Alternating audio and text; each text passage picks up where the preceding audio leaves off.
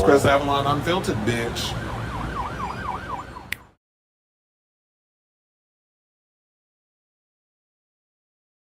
Hey y'all, welcome to Happy Monday. It's your boy Chris Avalon, and welcome to a brand new episode of Chris Avalon Unfiltered, a show we basically talk about all things going on in celebrity news, pop culture. I was gonna say hop culture, pop culture, hot topics, the gossip, all that tea. We spill it here, and we'll even get into some politics if it kind of interlinks with what's going on in the world of entertainment. So that's definitely a show for you. Stick around because we got a lot of tea to spill, including some breaking news that just came out.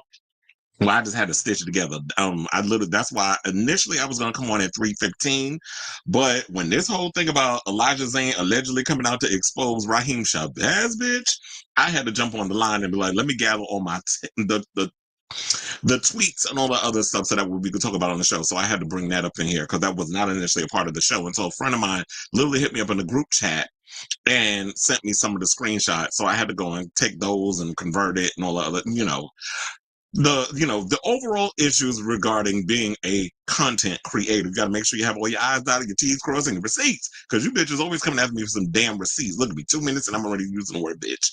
But anyway, so yeah, we got a lot of tea to spill.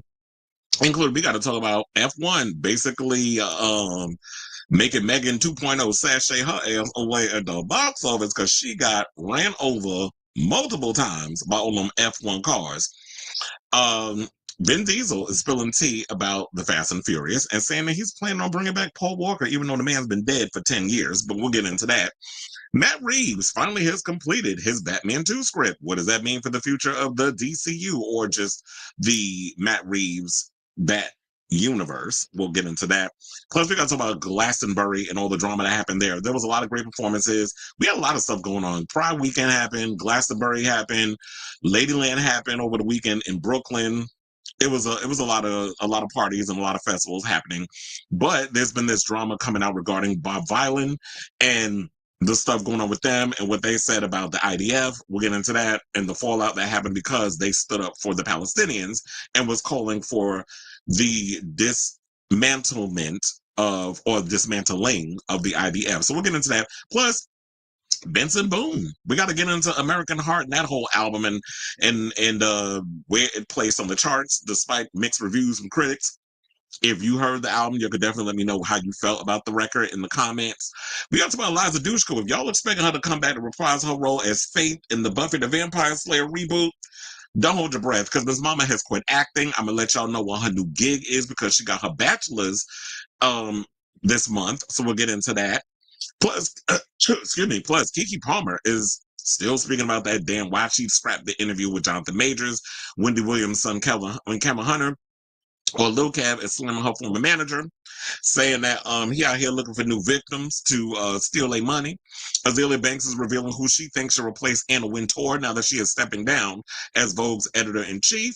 T.S. Madison, I don't know why we still having this conversation, but she is speaking out about this whole interview that she had with NeNe Leakes a couple of weeks ago and saying how she thinks that NeNe she sees her as a man, despite, the conversation that they had and all this other stuff. Now she backpedaling off of what she said, but we'll get into it.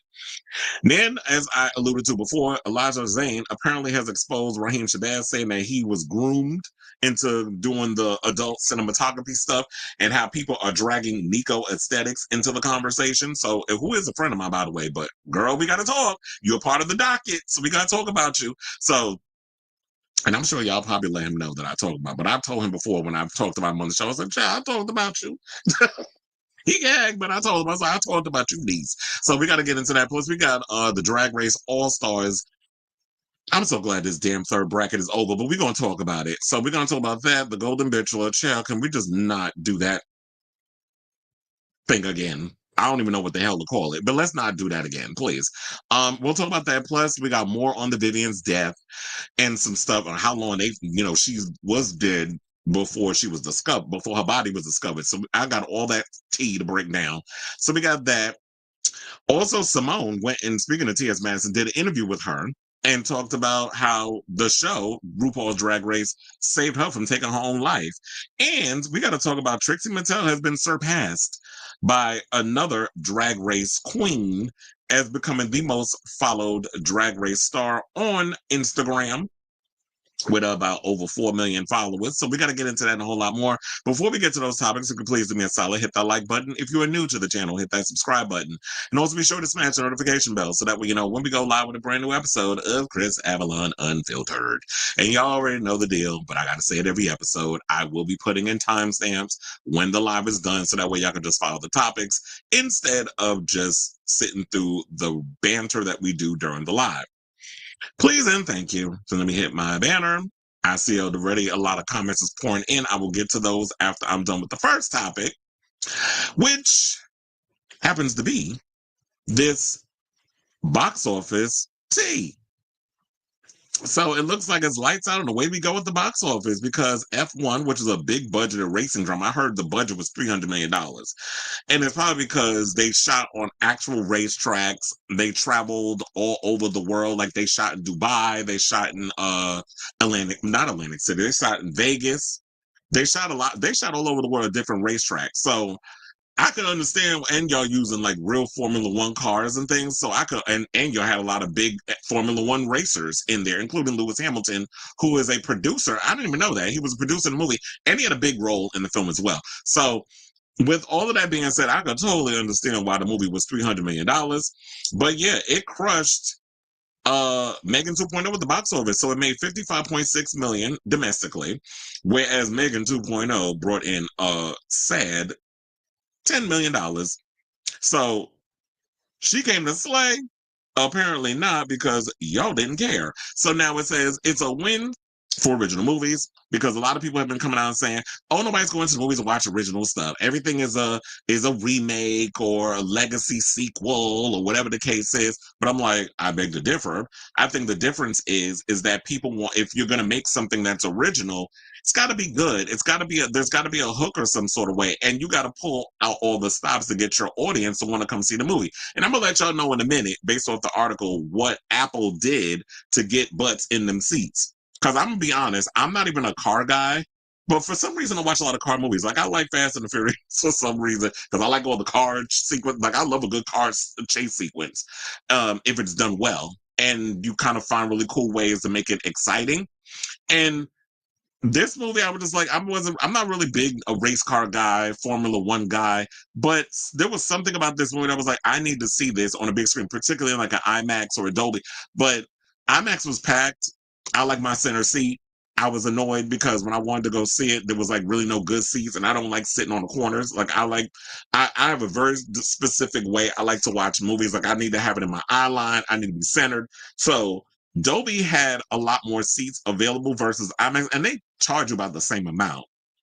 So I was like, I'd rather go to Dolby, see it on their screen, and feel the surround sound versus me having to see it in IMAX, and I don't got a good, and I'm not going to have the ability to get a good seat. So I chose Dolby instead. And in my opinion, I thought F1 was pretty good.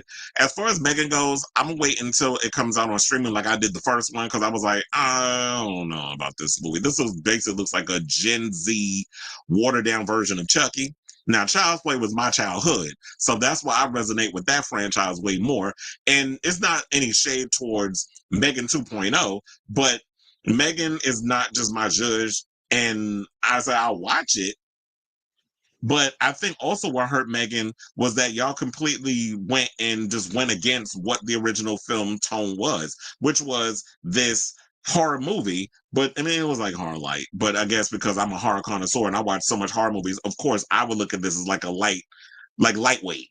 But if you're young and you're new to the horror game and you like whatever it is, you're going to go for that more because you're not really in depth with or deeply inside the whole horror movie situation. But M3GAN 2.0 decided to just change up the tone. They went completely from horror movie to action, sci-fi, Terminator 2, and all that. I mean, don't get me wrong. There's nothing wrong with changing the tone because Alien has done it, where both movies, the first movie and the sequel, two different tones, where the first one was a slow build. It was like this claustrophobic, psychological horror movie vibe where it was like, it was almost like a slasher too, where it was like the killer, which was the xenomorph, was taking out the crew members on the ship one by one until we got to Ripley, who managed to be our final girl. And then we got to the sequel, which turned out to be like this horror action hybrid. So that worked. And then when you look at Terminator, same tone, which was it started out like it was rooted in sci-fi because it was robots, but the way the Terminator was, it was almost like he was a slasher because he was going after people till you can get to Sarah Connor. Then we get to the sequel, it becomes like this sci-fi action movie where she's basically like jacked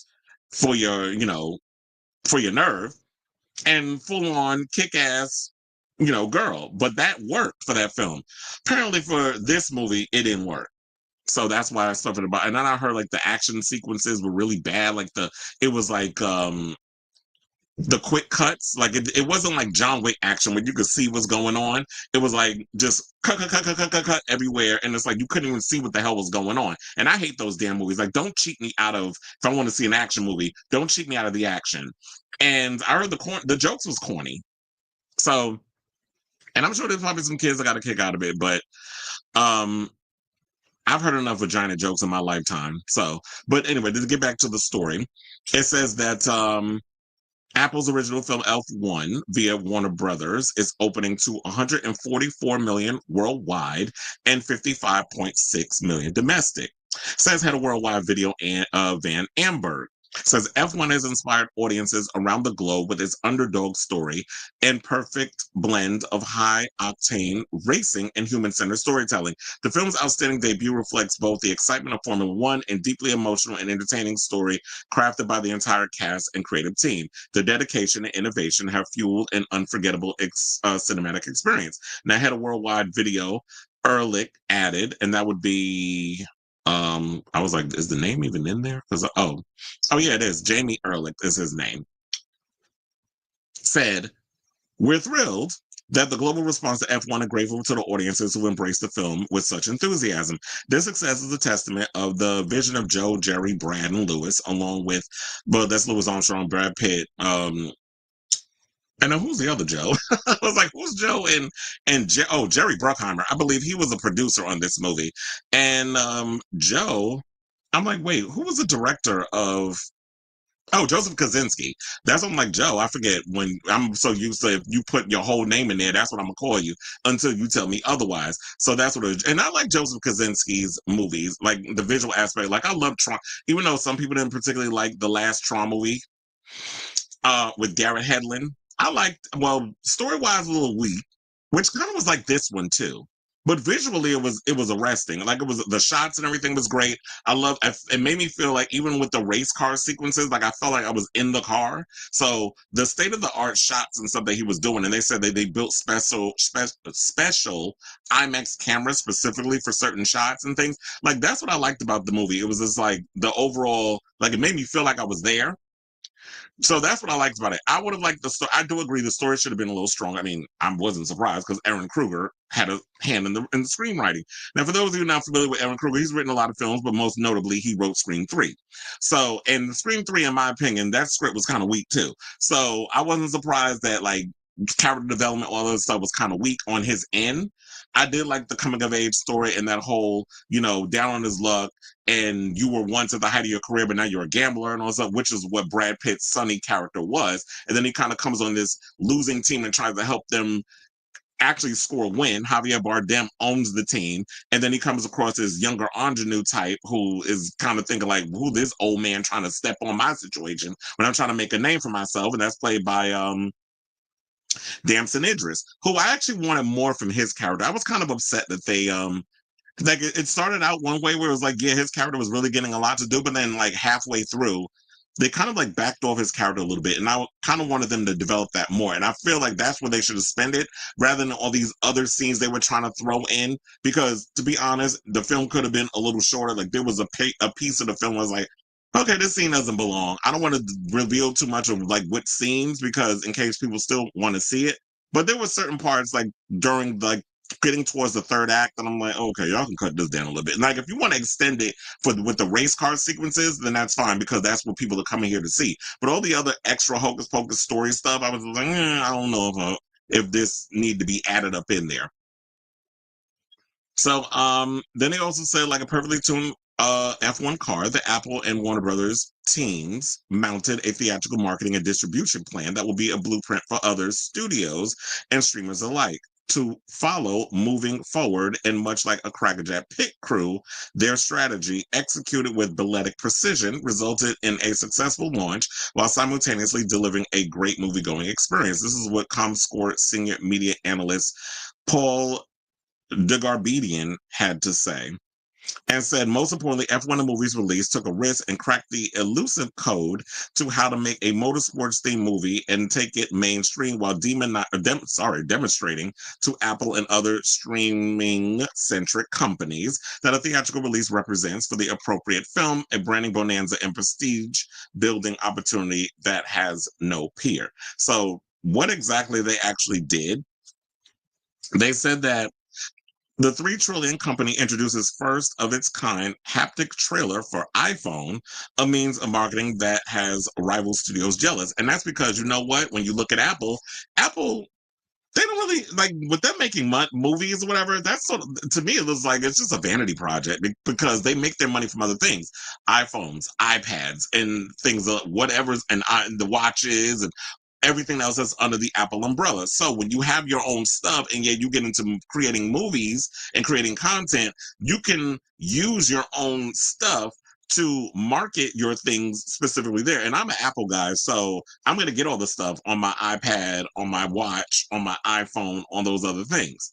So when you aim a lot of your product in there, that's how people become aware of it.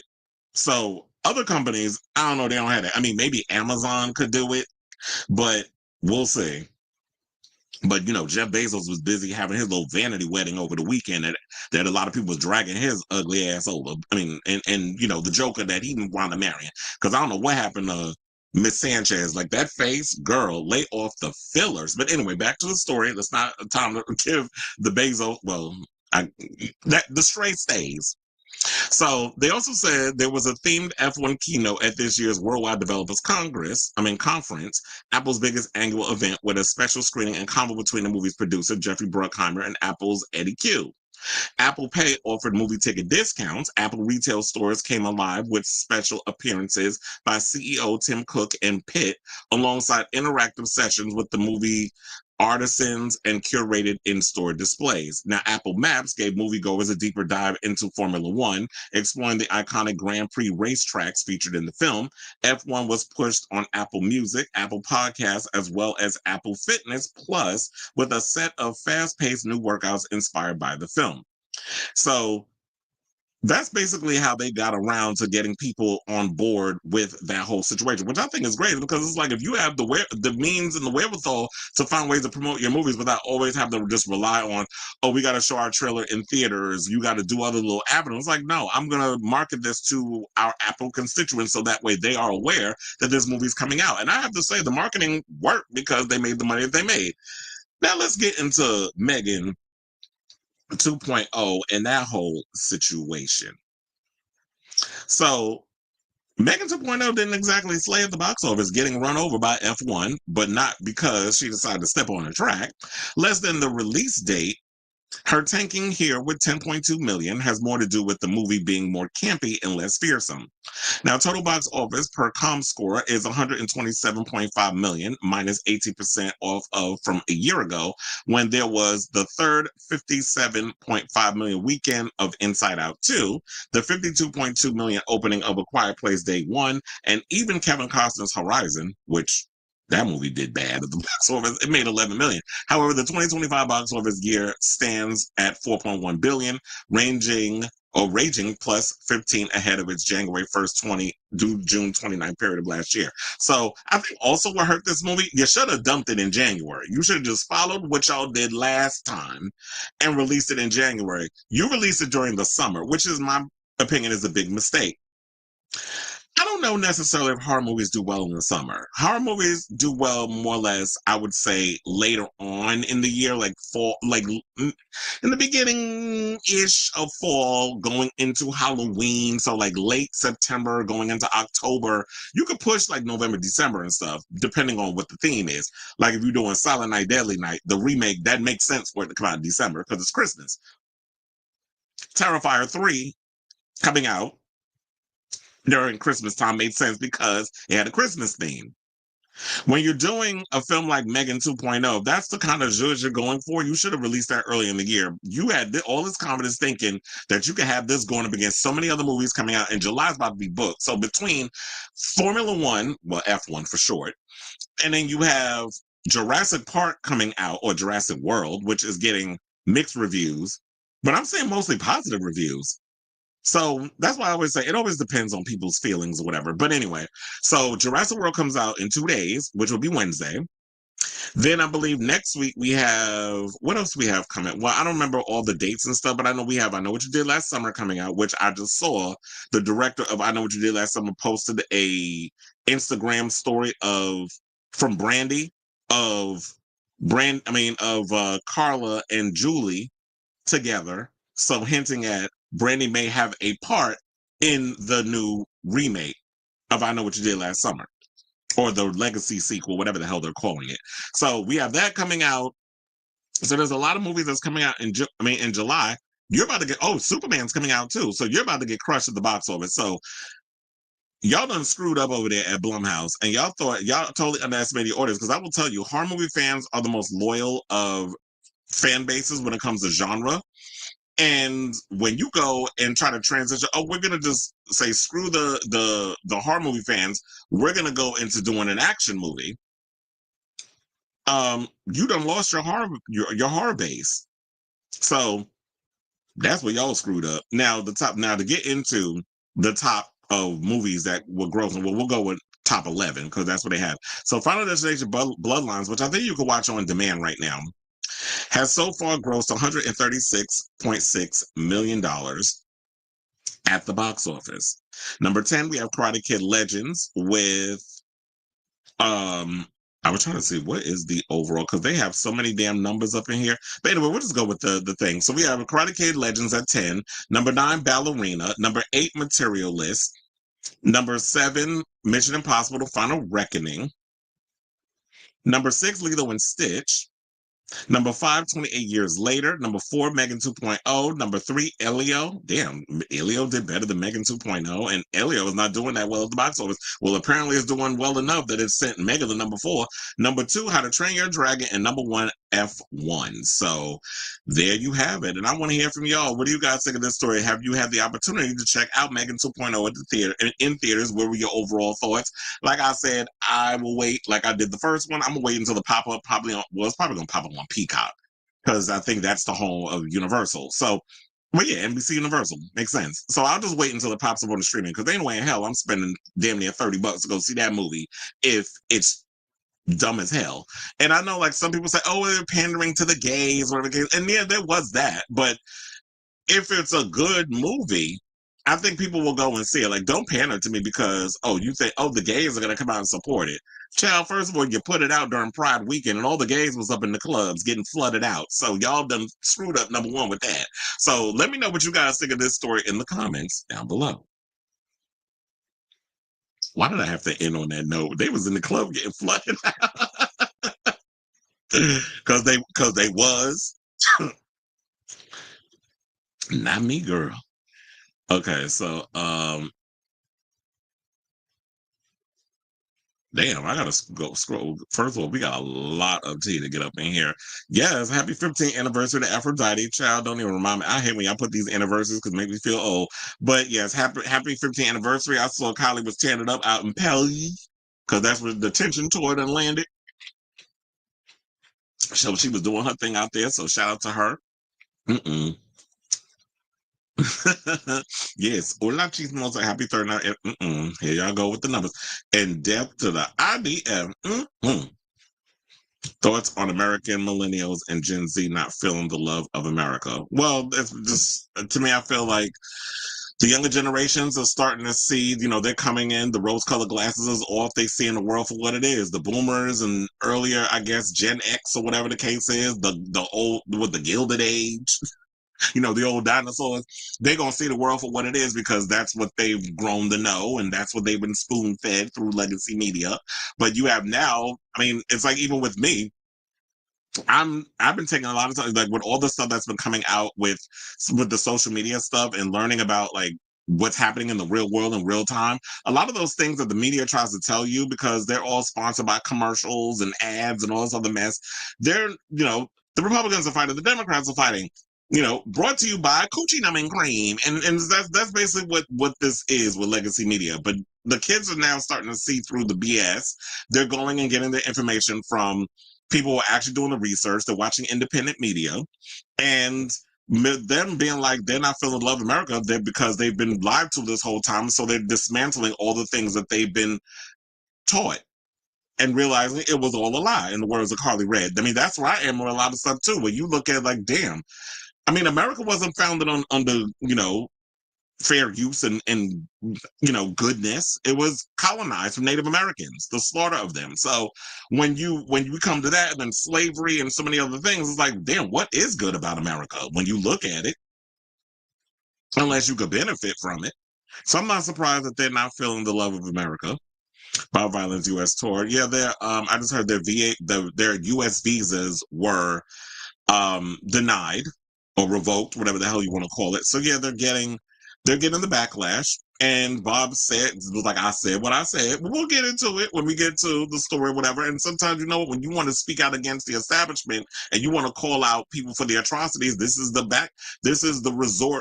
result of what's going to happen. You're going to get those people where, some people say, yeah, I guess we need to change the name of the United States of America to the United States of Israel, because it clearly shows who's really running the show here. My comments on I agree with their statements on the IDF got liked 2K times. Well, yeah, they'll be all right.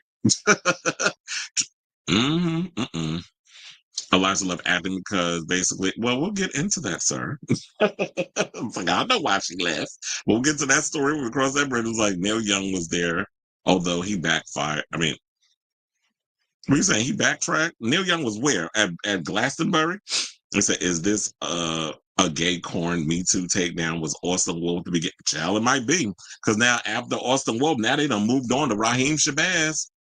But we'll get into that. I need to know how Viv's body was discovered. Well, guess. Well, patience. I can tell they want Oscars, because I was shocked Apple did their original film. I'm trying to think.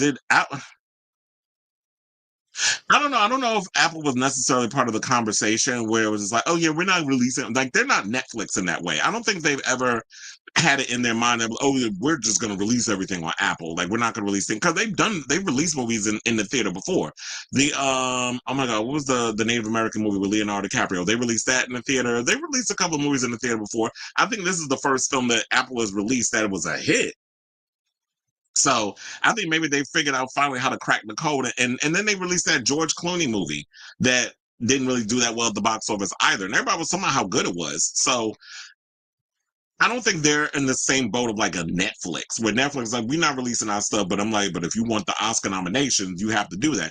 But I'm going to be honest, I don't see F1 getting Oscar nominations. Like some people, do you think that Brad Pitt would get? No, that script was not strong enough to even warrant Oscar talk. Although I could see them winning for other things, like maybe like the way they shot the car sequences and cinematography or whatever the case is, the sound design. Like I could definitely see them winning for that. But as far as acting, no. That script was not strong enough for them to be trying to even have that conversation, unless y'all gonna do what y'all gonna give Tom Cruise, which they're talking about at the Oscars, I believe next year. They're giving him an honorary Oscar. So if y'all want to have that conversation of Brad Pitt getting an honorary Oscar, even though no shade, Brad Pitt is a better actor than Tom Cruise. Then I can see that happening. But yeah, I don't see them. I don't see them winning like in the major categories, like best screenplay, best picture, or one of that stuff. Did you see that Nick Capper on Twitter believes Austin Wolf is going to get the minimum? He might. I would not be surprised, especially with him snitching. And then there was a conversation that somebody was having, because remember we brought up on the show about this kid, the conversation about that there was a negotiation, I guess, that Austin was supposed to meet up with this 7-year-old, and it was negotiated through the 7-year-old kid's father, and how some people believe that the deal might have come through where Austin sets up the father to get also some jail time for trying to pimp out his own child. for sexual situations. First of all, there's a special place in hell for anybody where, as a parent, you're supposed to be a protector and provider for your child, and you're basically whoring your child out like like Diddy did Cassie. And speaking of Diddy and Cassie, y'all need to keep me posted if they come up with a verdict on this thing, because they're deliberating right now. So we could be finding out in the next couple of hours, 24, 48, or 72 hours, whether or not Diddy is going to be spending the rest of his life in prison or he will walk away scot-free with time served. So definitely keep me up to date on that, because, you know, we do the live show. I can't just be, you know, bouncing back and forth because I get easily distracted. And then the show will be a mess. We had a remake. Oh, yeah, we did with, you talking about the one with John Travolta, who walking around with that Danny Zuko way? I was like, come on, Wig, you better work. Don't pull it while he giving you head, though. Shit, it just might come off. You said, I think marketing and pandering to the gays backfired big time. The gays were pissed that she got gay press covers, Hollywood press. It just looked, and I mean, if you're going to pander to the gays or whatever with your movie, that's cute or whatever, but I just feel like it just looked corny to me. So I didn't care. Yes, he and did. You said my story will be heard. And Porfy jumped in the car. Well, let me not shoot my wad. Let me wait. Let me add you bitches. You said Vin Diesel looking like he. Well, look, I'm sure by the time 2027 or whenever the hell they plan on shooting that movie, that man gonna probably do what Drake did with his stomach and get himself, yeah, I said stomach on purpose, and get like the belly etching where it looked like, remember when Mariah had that with the stomach? And they said Big Sean had that too. But if y'all gonna get the etching, if y'all gonna do etch a sketch or get like the Connect Four design on the abs or whatever, can y'all at least make sure everything else is in shape? Like your titties is tittying, your arms is like jacked. You don't want to be up in there with everything else is flabby. Like you better spread your wings and prepare to fly with the arms, and then your stomach got the etch a sketch. And, like, that's not cute. And your stomach looking like basically butter rolls. You know, the ones my grandmother used to make. So make sure it's all snatched. They said, don't forget that the rumors of Anna leaving Vogue. Mm-hmm. Yeah, that mess. As a friend of mine wants to go to the movies this week with me, but she doesn't want to see either of these. She wants to watch. Well, look, go see Final Destination Bloodlines before they take it out. Or at this point, you can watch it at home and go see Jurassic Park. You said, I didn't say anything, but I'd rather watch Brad Pitt be it. Well, he is fine as hell in that damn movie. I was looking at him. I was like, yes, the skin is skinning. It was like, he looked good up in that. And the funny enough, and then, you know, when you look close enough, you can see the gray in his beard, even though he was shaving it down so y'all couldn't see it. But Brad Pitt still looked good at his age. And I was looking at him next to Tom Cruise. I'm like, damn, Tom. It's like, I don't know. I don't think you prayed to Xenu hard enough, because you started a little old. That white is starting to, you know, the crevices is starting to crack. Yeah. I mean, you said film trilogy. We only got 2 movies, but we are getting Dune Messiah, which Denis is going to start filming that. Then right after, he's going to make his Bond film. But I'm curious to see who he's going to pick, because they talk about not Timothy Chalamet. They talk about Tom Holland. I'm like, hell no, not Tom Holland. He said, I had a new Megan. Oh, you saying you knew M3GAN 2.0 was going to bomb a movie specifically marketed towards homosexuals who could care less in the Exactly, because the gays is not thinking about going to no damn movies. I mean, don't get me wrong. We love a good AC. Trust and believe I do, because when I went to see F1, I was freezing because it was cold as I don't know what in that damn movie theater. But I was enjoying it because it was hot as hell. I'd rather be freezing than be outside in that damn heat. So I was enjoying that. But then on the other hand, it was Pride weekend. Like everybody's going. People going to the bars, people going to celebrate Pride, and prayers up for the 2 people that was pow-powed in front of, like, over there by Stonewall Inn. So now I knew something crazy was going to go down with that whole situation, that it was going to be some crazy ish because of the current administration that we in. So yeah, in case y'all didn't hear, 2 people was pow-pow. One I heard was in the head. I don't know one of them passed away or not. I didn't catch up the update, but I just woke up this morning and all of a sudden I had a lot of people posting about this incident that happened. And then there was a whole stampede that went down at Washington Square Park, which was, for those of you not familiar, that was the part where Lorde shot her video for what was that? So apparently there was a stampede or whatever because apparently somebody sprayed bear spray into the crowd and people went crazy. So we got idiots out here being idiots, per usual, and all this other stuff going on. And then we had people mad because they wanted the cops to march in the Pride Parade. It's like, no, y'all don't get to march now in your uniform now. If you want to come and be a homosexual off duty, you can do that. But I wouldn't mind putting your nightstick in my mouth.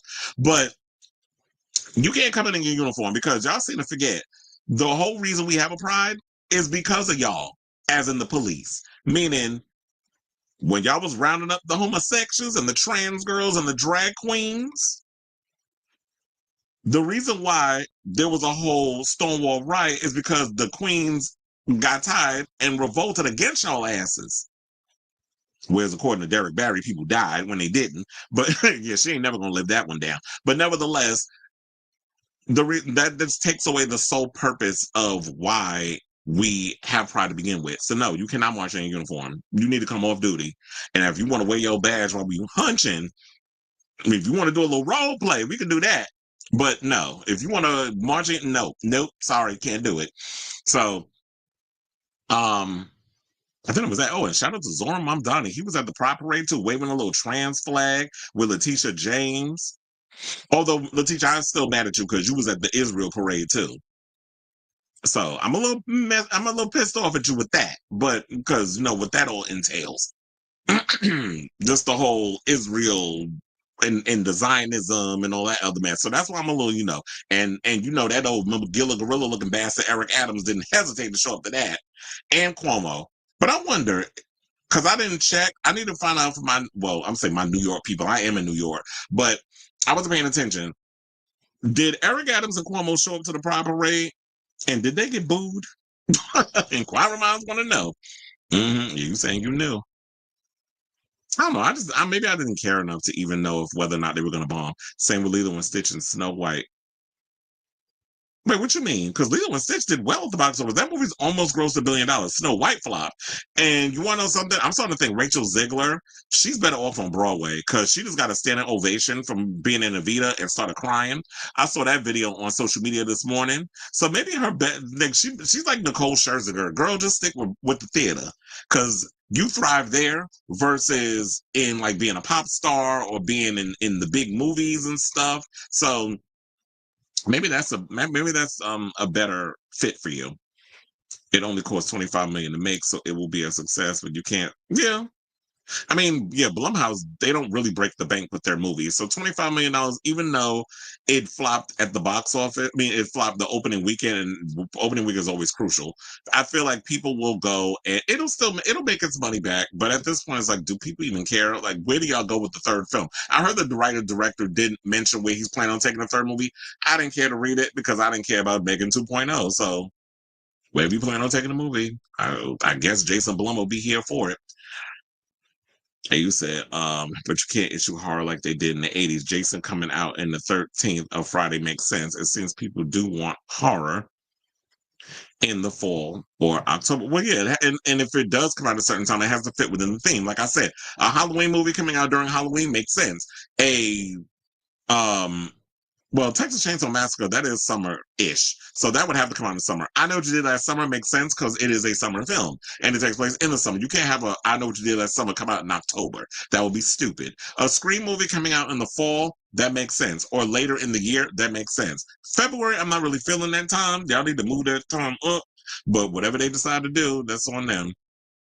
I bet the massive changes of tone didn't help the sequel, but I felt like M3GAN 2.0 was made more for the ancillary market. Yeah. I mean, yeah, it looks like it's straight to stream, but I think it's kids will be into it too. Or it's more or less for the Gen Z or Gen Alpha, like the little tween set. I really do follow the Real Housewives franchise as next year is the 15th anniversary. Are you sure? Because I could have sworn Orange County would be 20 years. Because remember, that's the first. So I think it's the 20th anniversary of Orange County because that's the OG franchise. Happy belated Pride, yeah, because Pride is now. Um, wait, we getting a plus pool? What is going on? Oh yeah, now somebody oh yeah, because somebody and yeah, they don't have they haven't found, speaking of which, they haven't found a suspect for that person that pow them two girls. They were teenage girls that were pow by Stonewall Inn, which is scary because I know a friend of mine that there was a couple of friends of mine that was DJing and doing a whole event down a couple of blocks down over by Rock Bar. And I contemplated going over there, but I haven't done like the main Pride in years because I always feel I think it's the crowds. Like when you get older, I don't like being around too many damn people. The barricade drama, trying to get through all of that. I'll be tight. I'll be ready to fight. It'd be too damn hot. So I'm like, I'd rather just stay my ass home. I'll go to all the other ones. Like I'll do Queen's Pride and stuff because it's more intimate. But the main one, I'm like, y'all can have that. No shame, but y'all can have it. I said, I wanted to watch the re-release of Brokeback Mountain in theaters. Never got. You want to know what's coming out from a Fathom event, and I need to go to movies to see that because I haven't seen it since I was little in a theater. They're re-releasing Teenage Mutant Ninja Turtles. I need to go see that just to relive my childhood. So, and I do. I don't. Well, I barely remember seeing Teenage Mutant Ninja Turtles in the theater because I think it came out in 1990. So yeah, I need to go see that. Happy Pride Month. The anniversary post. Okay. I have a lot of love for America, as in I will be celebrating the 4th of July this Friday. I have plans with friends. I'm supposed to be, yeah, I think, well, I don't know if I'm working yet on July 4th, but and they're, speaking of which, they're filming The Devil Wears Prada too. That started filming today, which I'm going to bring that up when I get to the end of Wintour story. And you said the Bob Vylan ban is only for this administration, so don't get too comfortable. Yeah, because that is like, I don't know how everybody's scared of Donald Trump, dementia-ridden, fat, fucking ugly ass, not praying to Zayne hard enough. Okay. Like you said, thoughts on YouTube wanting to be the place for mainstream media. Are you talking about that whole Drake mess? Well, look, this is why I say I don't really do commentary on like reaction videos and stuff with music and stuff. And I already told y'all the whole thing I had with when I showed y'all the trailer that I Know What You Did last summer. They flagged it. They said, "Oh, the video could stay up there. I just can't monetize the episode." Which I was like, "It's fine because I could just take the clips from all the other stuff and work around it and make money from the little clips that I posted from that episode. But the full episode, I can't monetize it. So the copyright, Sony gets the benefit." So I'm like, and I'll be wanting to do stuff like that on the show. Like I want to do, like if people drop albums, I would love to do like a full album reaction thing and what I think of each song. But I just have to come on here and just give y'all a review as a commentator, work around it, use the pictures, can't play the music. And I don't understand why the studios, particularly UMG, don't understand that we're helping your artists reach a larger audience. We're helping you. This is like free promotion. I mean, we're not saying that we want to make money off of the thing because I won't even try to monetize it. But if we're a fan of somebody's music and we want to promote them and push it out there so that way people who didn't think this, I never heard of this artist, but based on your recommendation, I went to go listen to their album and I like it. Then if you're not going to allow us to do that, then it's like, okay, well then y'all just gonna have to lose out. If y'all thinking that the only way that people go out and listen to your music is you posting up on Spotify or whatever the little stunts show, if y'all think that's the only way, then you have at it. Y'all work y'all ass off to get these albums out there, but it's just annoying. And then you got that hip hop colonizer Drake really pushing for that mess because it just seems like he's just trying to take down what's left of hip hop because of this whole thing with Kendrick Lamar clocking his T and he don't like it. Yeah, so I think that comes out next year. It says, speaking of Lord, have you? Yes, I have. I liked it. I was gonna save that for when I talk about Benson Boone, but I'll probably bring it up. First of all, the Lord album was really good. I like the harmonies, I like the music, all the other stuff. So it was a good record. Also, was surprised the hell out of me. Did y'all hear that Lizzo mixtape? She gagged the hell out of me. First of all, I was like, how is she out rapping all of y'all female rapper faves right now? Like she was going off. I'm sitting there on the treadmill. I was like, bitch, I gotta stop because that song she did with Doja Cat, that gagged me. And so I was just sitting there like, this bitch is eating. Lizzo be eating. And she was eating on these tracks. So I was living for it. So yeah, I was like, you know what? Maybe she needs to stick with the rapping and do like the little chorus singing, harmonizer, or just mix it up.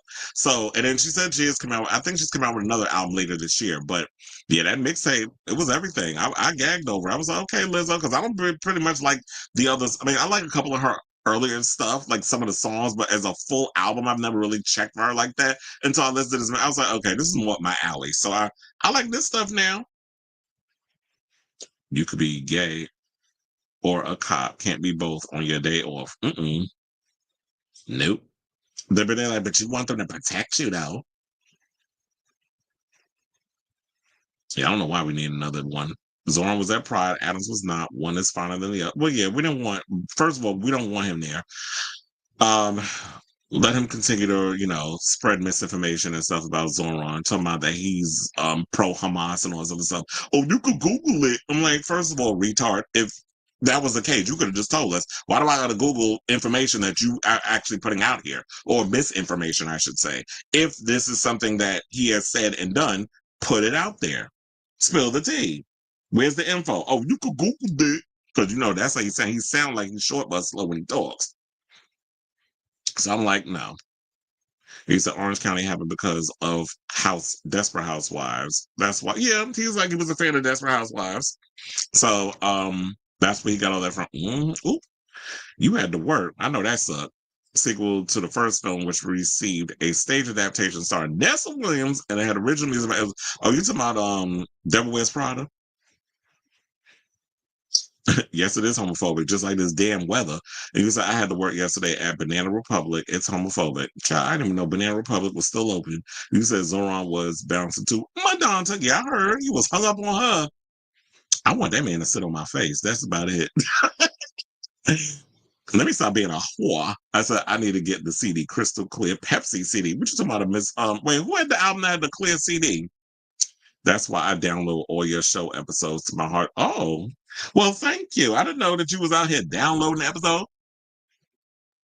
So I guess if anything happened, I'd be like, can you send it to me?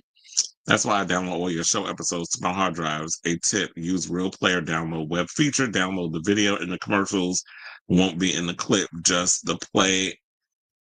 You want to know something? And then Facebook is saying this thing, oh, we're going to start deleting your live stream. I'm like, okay, delete them. Like, I got all my stuff. It's like, what's supposed to happen? Because they're doing this thing now. Not R.I.P. Bridget Jones. Let me hurry up because we almost an hour into the show and I only did one topic. You said J.D. Vance is doing his threat so that if the bill passes, you know why. Wait, what threat? That he don't want people to find out he a makeup wearing half a drag queen homosexual on the low? Oh, yeah. I've totally forgot that. Lloyd's album is crystal clear. But yeah, I like the record. But anyway, let's move on, y'all. Let's talk about let's talk about Miss Diesel. I was trying to be like Vin Diesel, but I was like, yeah, let's talk about Miss Diesel, who is finally opening up about what's going on with this Fast and the Furious finale. Because I'm like, what the hell's taking this movie so long? I thought y'all was filming it already. It was supposed to come out next year. Coming to find out, he said that it's coming out in 2027, and he's talking about bringing back Brian O'Connor, played by Paul Walker. Well, I don't know how you plan on bringing him back because Paul Walker been dead for 10 years. Like, I didn't even know he died at 40 because, he was in a car crash. And this happened around the time he was like in a car, burst into flames. And this was like around the time they were filming Furious 7. So they had to step in, bring in his brother, Cody, I think his other brother too, to do like stand-ins while they did the digital thing of his face.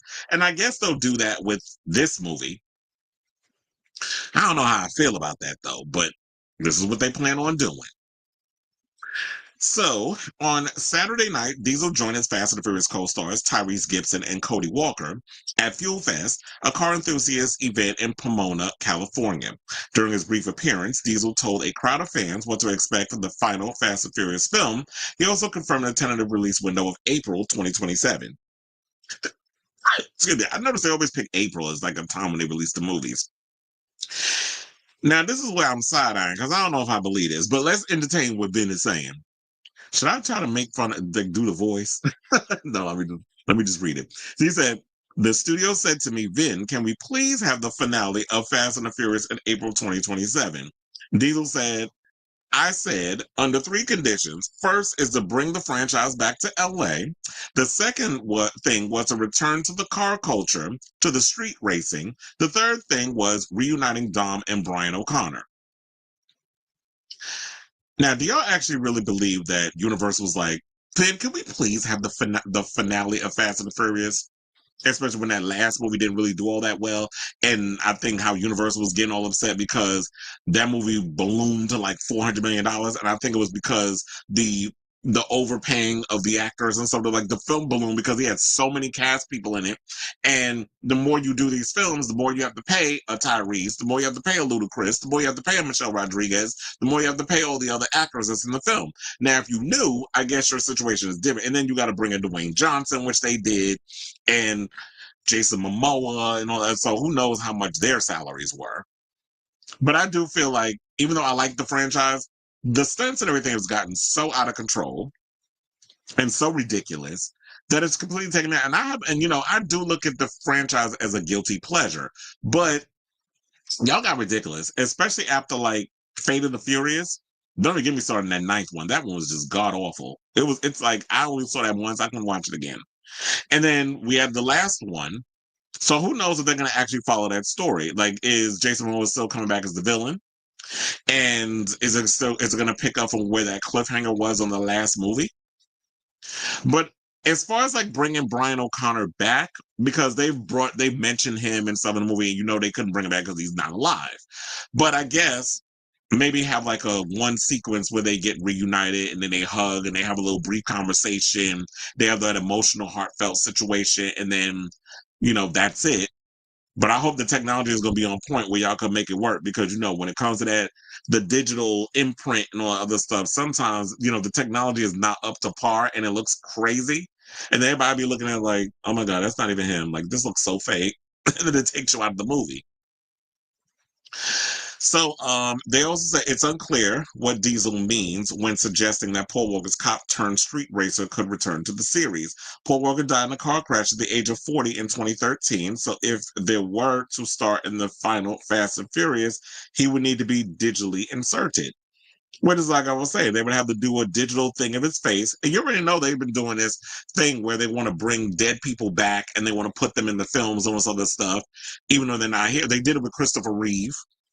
And damn, what I'm trying to forget what Superman movie or what movie it was. I think it was The Flash with Ezra Miller. They brought in Christopher Reeve, made a little cameo or something in there, if I remember off the top of my head correctly. But yeah, I can totally see that. And then, like I said, that Cody Walker was there, who is Paul's brother. So Cody stepped in to do all the standing, like whatever scenes that need to be filled in. Kind of like Chad Stahelski filled in to play Brandon Lee when he didn't finish all the shots that he needed to finish because he died making The Crow. And then when I look back on it, because they show like certain, like if you've seen the movie Wick is Pain, Chad Stahelski, who directed the John Wick franchise, he talks about it. And they show like the shots that he was in where he filled in as a stand-in for Brandon Lee. Chad Stahelski looked just like him, so you can kind of put him in it because he had the long hair and all that stuff at the time. And it was the 90s. Everybody freaking had looked like rock and roll singers and stuff. They all had like the long hair. That was the thing. So it definitely fit like he could definitely fill it in. You wouldn't be able to tell the difference. So that totally worked in that whole regard. But yeah, in this whole situation, they said the latest film in the franchise, Fast X, was released in May of 2023. It grossed more than $700 million worldwide at the end of its run against a colossal production budget of, so I said close to $400 million, right? It was $340 million. That was the budget. But it made 700. Which in that whole case, some people feel like it need to gross maybe $1 billion. And I think Fast 7, which was the one that everybody saw like was the last movie that Paul Walker was in. that was $1 billion grossing movie. And it made sense because with Paul Walker passing away, people wanted to see how, I think it was fans of the franchise was going to come out regardless, but also, and then Fast 7 wasn't a bad movie. But I think also a lot of people showed up because they wanted to see, based off of what happened with Paul Walker, how they were going to handle his character. So I think that also helped with the box office.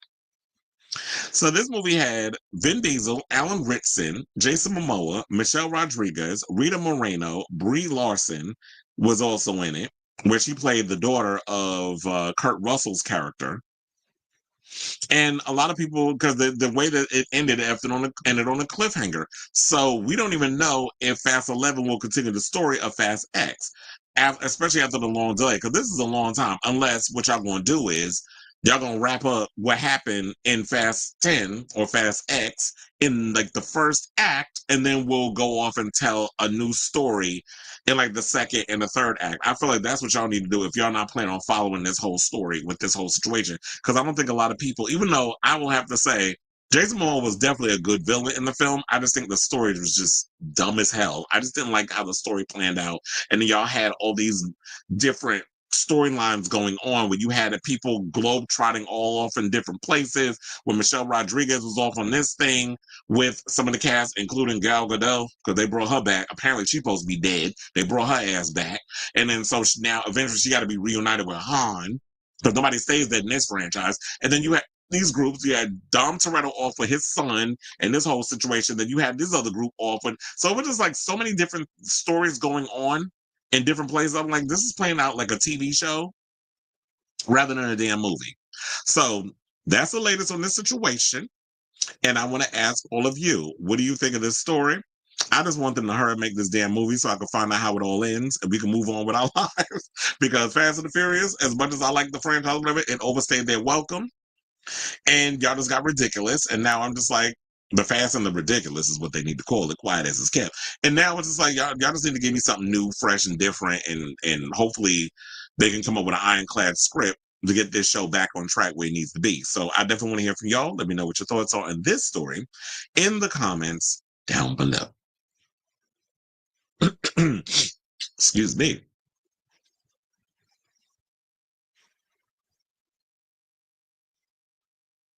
Oh, London's West End. You said Lord said during her last album cycle that she wouldn't sell CDs anymore for environment reasons, which backfired because her music boxes with a digital download couldn't count towards the albums. Well, that was probably, she was saying all of that, but then the record label was like, sis, the hell you talking about?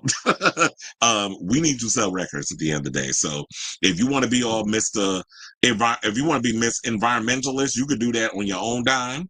But if you're going to be a part of if a label is repping this thing, we're going to put out the vinyls, we're going to put out the box sets, we're going to put out the CDs, we're going to put out all the stops. 10 years, what? Time flies so quickly. I know, right? And it said Vin Diesel looking like he ate Brian. Beavis and Butthead is on Comedy Central. Is it?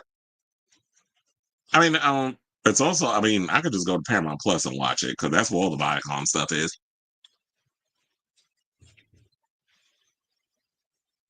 Okay, Miss Diesel.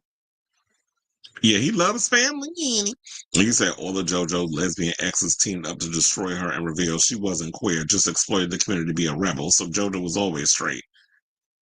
Oh, I need to look. I was like, wait a minute, what's going on with the fake lesbian?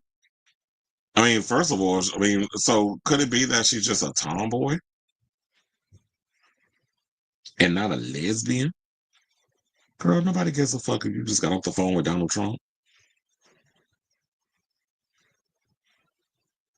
Is this?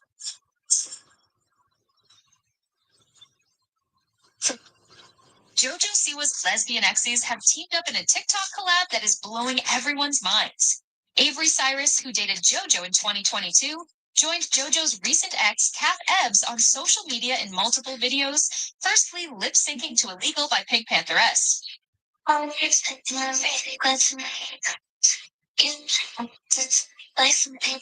They were then spotted on queer influencer Livy's page, with the caption, "Choose your player." The pair joined a group of famous sapphic influencers, dancing in the street, with Avery placing her hand on Kath's shoulder. Referring to JoJo's famous dream guest on my podcast meme, one comment reads, "Honestly, let's spice things up. 2 of my exes." Another joked, "Trauma bonding done well." But some fans sided with JoJo, referencing the short amount of time they were both in a relationship with the singer. "It's giving bitter," another wrote. "What is healthy masculinity?" Well, to be honest, you know what? JoJo's never had long-term relationships with anybody. It just seems like she's one of those spontaneous girls that just jumps in a relationship after relationship. And who knows? I mean, do people even care who JoJo sleep? Look, if she want to sleep with a damn tree, that's on her. I don't care enough. But excuse me. But it's just like, look, I was also saying, but y'all participated in the shenanigans, so y'all equally at fault. All right, so now let's move on. Let's get to some good news because it looks like the Batman 2, after all this whining and complaining from everybody, and Matt Reeves telling y'all to get off well, not Matt Reeves, it was James Gunn telling y'all to get off Matt Reeves's nuts. Well, y'all can get off him now because apparently the Batman 2 script is finally done. So shout out to him. Hallelujah. The damn thing is done so that everybody can be quiet. So now Matt Reeves and Madison Tomlin have completed their script for the Batman 2, more than 3 years after the first film starring Robert Pattinson came out in theaters. So DC fans finally got some good news on the future of the highly anticipated The Batman sequel.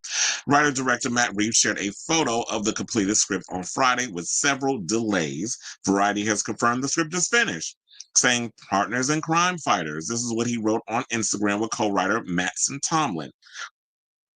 The first page of the script is blurred out, but there is very clearly a Batman logo at the top.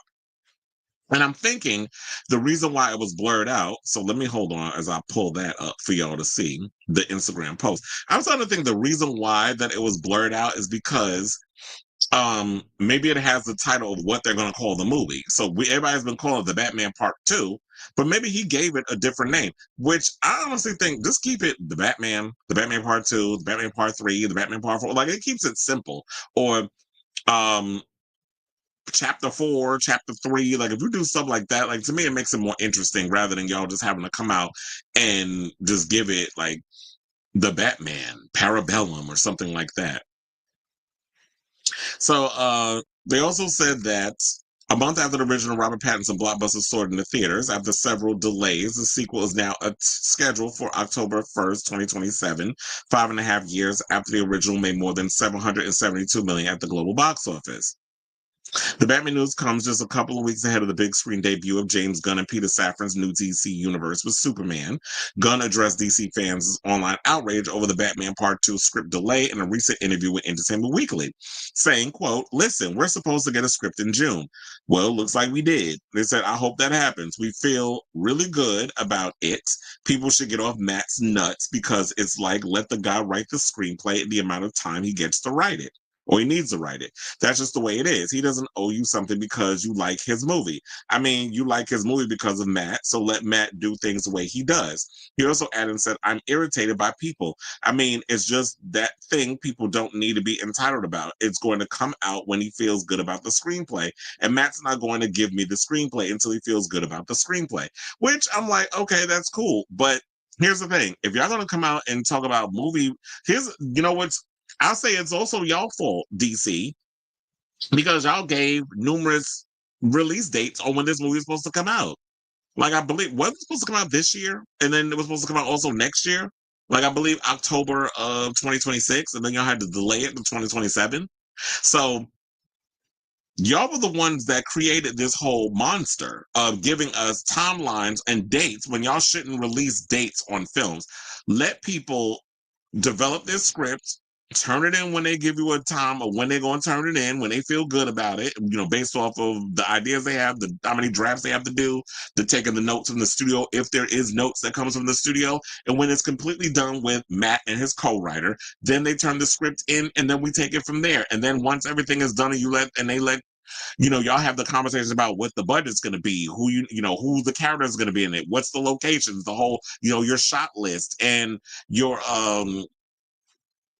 oh my God, I forgot what I'm drawing a damn film school blank on the thing where you basically have all the visual, the visuals and stuff, where you have like the book and all the different visuals of like your shots of what you need. So once you have all that stuff done, then you can have the conversation about, okay, what's the budget? How long y'all going to need to shoot this movie? What are the locations? All of that stuff.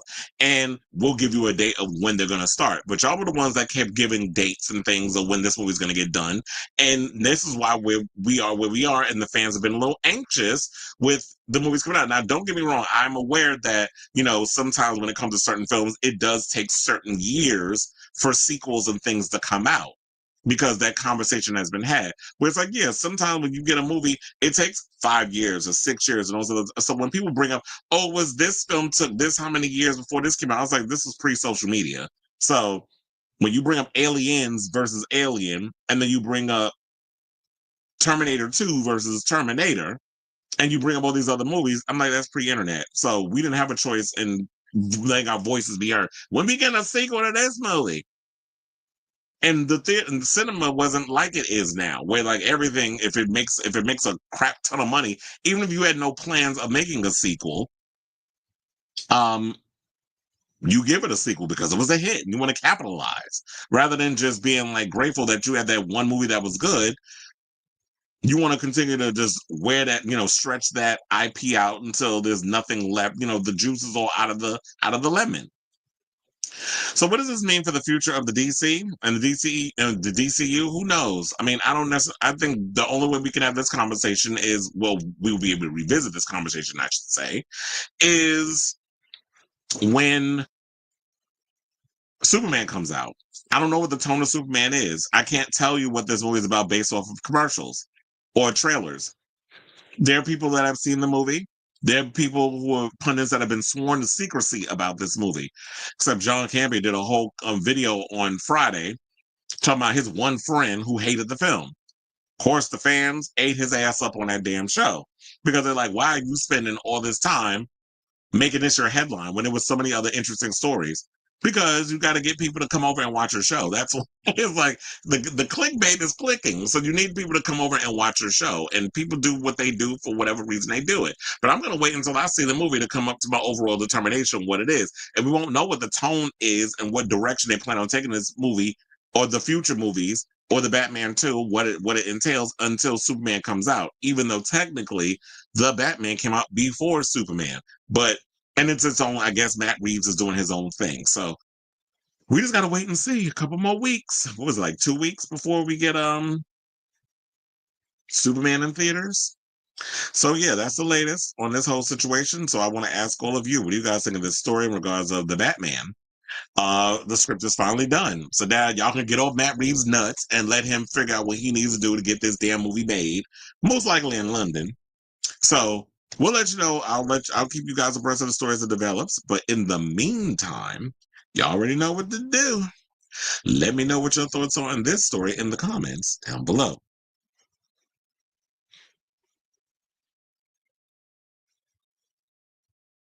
Did Cher see her shot? Funny. You said, what's up with Hollywood talking to their fans like that? They're literally, I know. This is why I was like, Matt Reeves, you need to, like I said before, there's a whole DC show that's on, like, I think HBO Max has it, and also YouTube.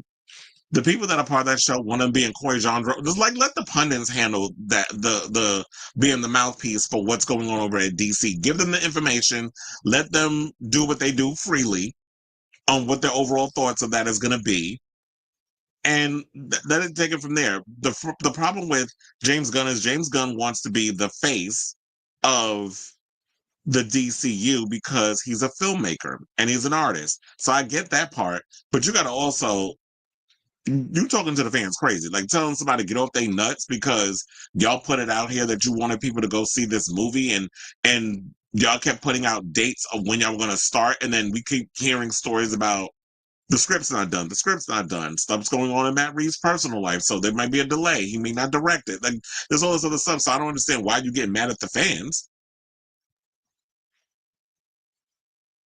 I just felt like a lot of times he's been inconsistent in some of the stuff he said as well. I want Batman to fight Midnighter. Here you go. You mean the homosexual version of Batman? They say, am I the only one who thinks Robert Pattinson and Zoe Kravitz had no chemistry? Damn, now you're gonna make me think back. You know what? I mean, I liked her as Catwoman, but is she my favorite? No, Michelle Pfeiffer will always be my favorite because that's the Catwoman I grew up with. That's my generation's Catwoman. Catcher and Sisters launched their tour in Salt Lake City. No shade, but in a way, I'm starting to think that I'm kind of glad they didn't put me on schedule for that concert because after I saw that Glastonbury performance, I was like, ma'am, you could use a little more rehearsals. Like, you doing Let's Have a Kiki was not working for me. I don't want to Kiki with you. After that, it's her brand brushing her teeth with a bottle of Jack. He said, I'm the fourth city. I expect Kesha to be. Well, no, I don't. I hope she doesn't because you don't want to be a hot mess on stage. Not she was into that 20. First of all, Robert Pattinson is like 39. He is not a twink.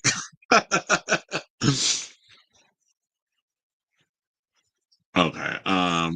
But yeah. All right, y'all. Now, speaking of Glastonbury, let's get into this mess. So there was a lot of things that happened over at Glastonbury over the weekend. There was a lot of great performances. One of the performances that I actually liked, because I was catching it on social media and things of that nature, was Jade, formerly of Little Mix. She tore it down. I was like, girl, I can't wait for this album. I need to see her live. Hopefully she will she'll come to the US and I can see her at one of the small events because yeah, she's doing a theater concert. Like she's not selling out arena. If y'all set her up for that failure, oh, trust and believe, I'm gonna cuss all of y'all out for that one. But nevertheless, there was some drama that happened over the weekend at Glastonbury, particularly with Bob Vylan. Now, I hope that's how I'm saying his name correct. Bob Vylan, we'll go with Vylan. So, for those of you probably not heard, Kneecap performed at Glastonbury. Their set was not aired because of them being pro-Palestine and things that they've said. So Glastonbury pretty much has taken a stand on where they, how they feel politically, even though they always, it always cracks me up when a lot of y'all say you're not political, but then the moves y'all make, you're pretty much showing which side you lean on, that you are pro-genocide, you are pro-Zionist, you are pro-piece of shit. But shout out to all the artists that went and performed, did whatever they need to do. Y'all got to get y'all coins, get your coins. But so Bob Vylan, who probably a lot of y'all haven't heard of, they're like a rap punk group. I think they're from the UK or whatever. They got on stage, they performed, and people were upset over some of the stuff that they said because what they came off and said pretty much was death to the IDF. Now, for those of you who don't know who the IDF is, no, they're not, the Impossible Mission Force. The team that Ethan Hunt and them fight for. It's the Israel Defense Forces, which Gal Gadot, Zionist Barbie, she fought for them. I heard she was a sniper. So I can only imagine how many brown babies she has that, she's witnessed blowing the bits under her belt. I don't necessarily know if it's true, but I would not be surprised if she's pow-powed a couple of, brown folk. So punk duo Bob Vylan appeared on Saturday before Kneecap on the West Holt stage. During their set, they instigated chants of Free Palestine and death to the IDF. I don't like the tone of this conversation, Billboard. Y'all saying instigated. They basically had the audience chanting Free Palestine and death to the IDF in reference to the Israel Defense Forces and displayed messages criticizing the BBC, their festival's official media partner. Now, in the week leading up to the festival, campaigners had called for Kneecap's set to be canceled owing to the terror defense MC Mo Chara, was recently charged with. A number of acts threw their weight behind the group leading up to the festival, including Fontaine's DC and Massive Attack. I love Massive Attack, by the way. Now, Kneecap's set was not televised on the iPlayer stream, but Bob Vylan's performance was broadcast live. And that was because they knew we're going to use this opportunity to come in and let you hoes know where we stand politically. Oh, excuse me. So kneecap set was, as I said, was not televised. The BBC reports that Somerset and Avon police were addressing the chants by Vylan. A BBC spokesperson told The Independent that some of the comments made during Bob Vylan's set were deeply offensive. Now, during the live stream on iPlayer, which reflected what is happening on stage, a warning was issued on screen about the very strong and discriminatory language. We have no plans to make the performance available on demand. The festival has also shared an official response to the chants led by Vylan, saying that it is appalled by his comments. Saying, quote, Glastonbury Festival was created in 1970 as a place for people to come together and rejoice in music, the arts, and the best of human endeavor. As a festival, we stand against all forms of war and terrorism. We will always believe in and actively campaign for hope, unity, peace, and love. Okay, so which are supposed to be Woodstock. And then they also said with almost 4,000 performances at Glastonbury 2025, there will inevitably be artists and speakers appearing on our stages whose views we do not share, and a performer's presence here should never be seen as a tacit endorsement of their opinions and beliefs. Well, I don't understand why there's this argument that's always like this go-to thing where it's like, oh no, we don't want no ties to that. We didn't have nothing to do with Bob Vylan or whoever, kneecap or whatever, coming out and saying what they said. And it's like people use, if you're gonna come on a show, whatever, people use their platforms to do whatever. I would think in my mind, because you saw like they were going in overtime, talk about we should have pulled the set. We should have made sure that this didn't happen, that didn't happen. But Glastonbury, we're kind of aware that, you know what, when it comes to certain artists, not everybody is cucked by, oh, we're afraid to come out and speak our minds and say whatever. If you're someone who lives by a whole punk lifestyle, which they are, they're like a rap punk group, obviously he's going to use those influences of being a rebel and a punk and be like, you know what, I'm going to speak out against the atrocities. Nobody's saying Glastonbury was condoning it. He took it upon himself to say what he said. So those are the consequences he's going to have to deal with. And yeah, we see the fallout happening in real time where their visas was revoked for the U.S. because they probably had shows that were going to be happening in the United States. Which basically goes to show that we need to call ourselves, we need to rename the United States of America, the United States of Israel, because if this is the response everybody's having under this current regime, where people can't be allowed to express their opinion, which I should also point out, he did not say death to Jews. So if this is the conversation that people are having, he said death to the IDF, which is these military people whose sole purpose is out here killing. You know how many Palestinian people they've killed, particularly women and children, using children as target practice? There was even a video that I saw where there was this old man, I think he was going to go get food or something or another. On his way back home, IDF saw the man, shot him in the head right there as he was going back, just for no reason, because he was just Palestinian walking. So when you have these people creating the amount of atrocities and the sexual assaults that has happened to a lot of the Palestinians under the IDF when they capture a lot of these people, you're okay with that. But when somebody actually says death to an organization that sole purpose is to take the lives of innocent people. If you want to go after Hamas or whatever the case is, go after them. That should be the overall thing. But you've gone out, flat out turned Gaza into a no man's land. You're going out here killing kids. And now the latest stunt that y'all probably haven't heard of, because now that you done pow-powed enough of them and blew up a lot of their land and their bodies and having them get amputated with no anesthesia, the next thing is they're out here drugging the aid.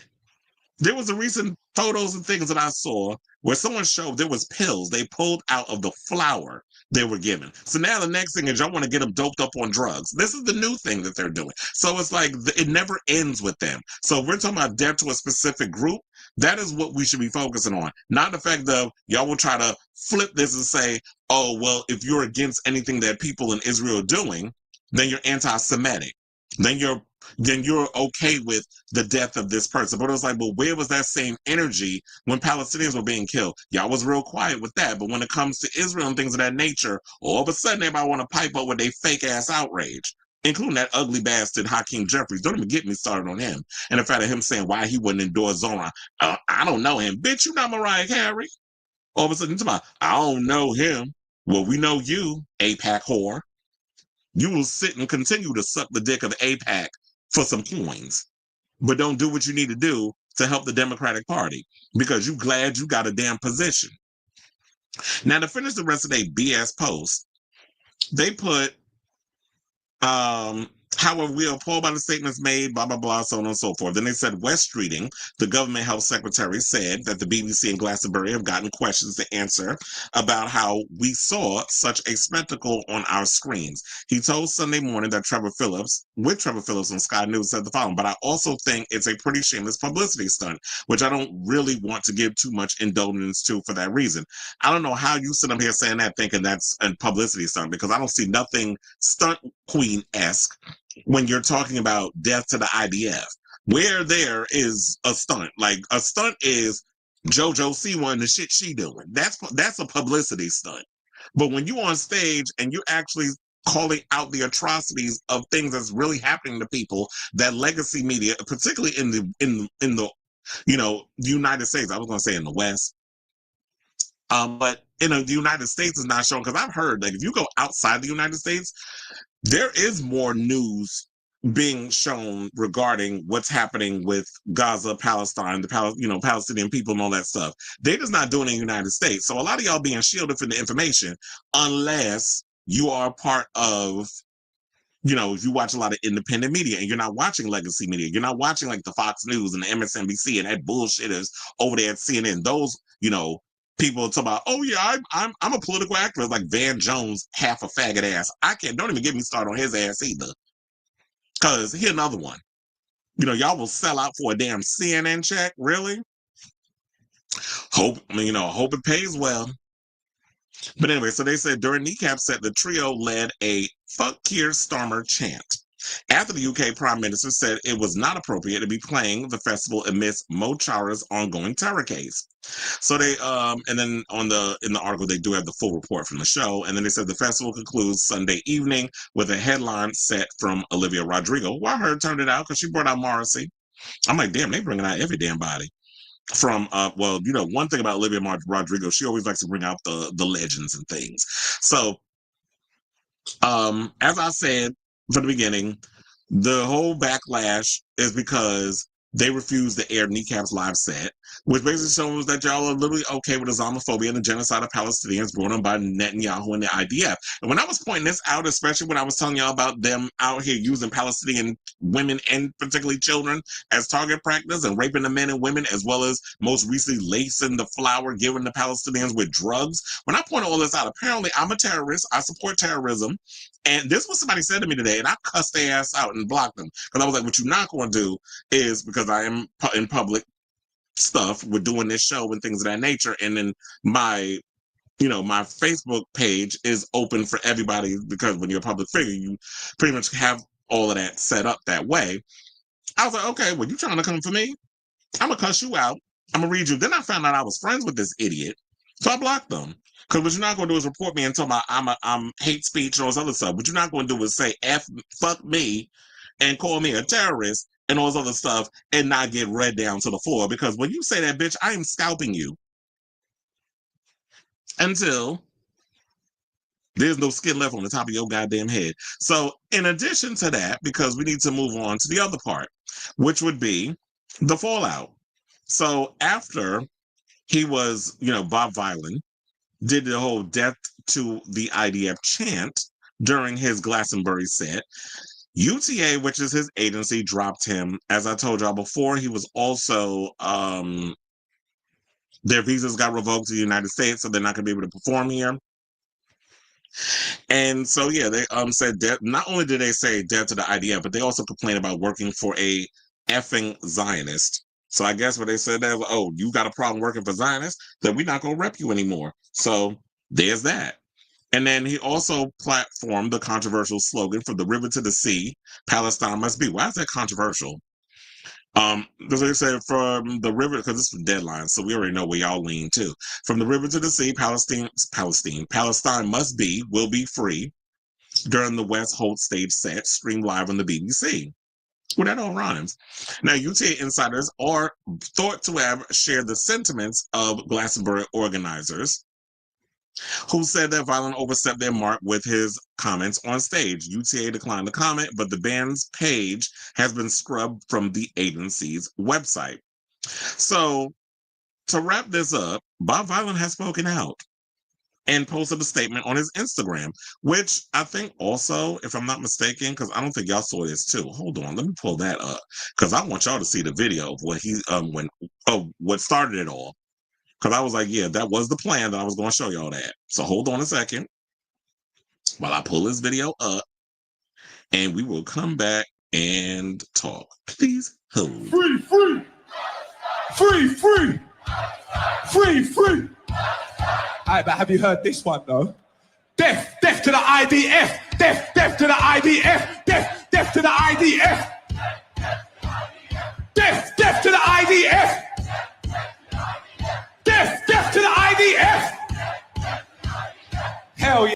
First of all, why they spell it DEAF? Like are y'all making fun of the fact that, you know, when you say, you know, the Brits, they can't say death, so they say death. Well, no, y'all already heard the song. I was like, that was kind of catchy. And the people in the comments said, suddenly I'm a huge Bob Vylan fan, love you. Another person said, informed people support you. Absolutely. And that's where I am on this. It's like, we are informed of what's happening in the world, so we support that part. And the IDF is the problem. The way y'all are using the military and how that military is being used to go after a certain group of people. That is where the root of the issue is. So then when y'all try to gloss it over, oh, you're anti-Semitic, oh, you hate Jews, you hate that, like, no, don't do that. Because what you're not going to do is twist the words. Because when you say anti-Semite, anti-Semitism, when you throw that in there, that's a trigger. That gets people thinking a certain way, and then it starts this whole all-out situation where people try to back off and they get scared, which is why I love the fact that when they be trying to come for Zohran Mamdani in regards to this whole situation about, with the Israel questions, he knew as a Muslim man, he was smart, he knew how to answer it, whereas everybody else, oh, it's uncomfortable, I want to move away from it. Oh, not me. Because when it comes down to shit, if you are knowledgeable on things and you know what's really going on, you can really hit them back with the stuff where they can't come for you. And so that's what that is. This is all reactionary on the corporation's part, like the Glastonburys and their agency and stuff, because they're afraid of, when you are cucked by the powers that be, you have a certain line that you have to, go on. And then another person said, love you as you choose the right side. Another person said, free Palestine. Another person said, you are a hero. Another person said, you were the highlight of Glasto. You are just incredible. So a lot of people, and it's funny how they said, why don't you call for peace or a ceasefire? Well, it just goes to show you're not paying attention to the whole conversation, because what good is that going to do, especially anyway? So they had Lauren J. Isn't he from, what's that damn group with Camila Cabello? Yeah, Lauren, I don't even know how the hell you say her name, but she threw some fire emojis up in there. So we have celebrities in the mix too. But last but certainly not least, we do have their statement and what they said in the whole Instagram situation, which I did not mean to close that situation. So let me pull their statement up so that way we could all read that as a class. And hold on, because let me take this out. I don't know if y'all gonna be able to see it, but I'll read it. So he said, as I lay in bed this morning, my phone buzzing nonstop, inundated with messages of both support and hatred, I listened to my daughter typing out loud as she fills out a school survey asking for her feedback on the current state of her school dinners. She expressed that she would like healthier meals, more options, and dishes inspired by other parts of the world. Listening to her voice, her opinions on a matter that she cares about and affects her daily reminds me that we may not be doomed after all. Teaching our children to speak up for the change they want and need is the only way that we make this world a better place. As we grow older and our fire possibly starts to dim under the suffocation of adult life and all its responsibilities, it is incredibly important that we encourage and inspire future generations to pick up the torch that was passed to us. Let us display to them loudly and visibly the right thing to do when we want and need change. Let them see us marching in the streets, campaigning on ground level, organizing online, and shouting about it on any and every stage that we are offered. Today is the change in school dinners. Tomorrow is a change in foreign policy. So, I guess we could just leave it at that. Because he also, because I think, what was it? He also said, oh yeah, he said, I said what I said. That's what he said on your page, on your post. And one person said, well, shout out to celebrities from Palestine. They say your stance on Palestine will be taught for all generations. Your words at Glasgow Fest are still echoing, louds of love and solidarity to you at Bob Vylan. So a lot of people are, applauding them for, it's like, yeah, this is something that literally, this is the only thing everybody's talking about pretty much at Glastonbury. So clearly something, a nerve has been struck, whether good, bad, or indifferent. And then somebody also put, drop by your agent, you won't get a visa for USA, you're finished. Not necessarily, because you think a visa is going to stop somebody from having an opinion and speaking out, they can go to other places and work. So if you really thought that you ate with that comment, you didn't. So I say all this to say, what do you guys think of this story in regards to the whole Bob Vylan situation? And everything that's been going on with them. It's just like, look, sometimes when you are an artist, it's like, yes, you got to let your voice be heard. And if this is going to ruffle feathers and get people mad, oh well. So I definitely want to hear from y'all. Let me know what your thoughts on this story in the comments down below. All right, let me hold on, I gotta close up all these videos before we get to your comments.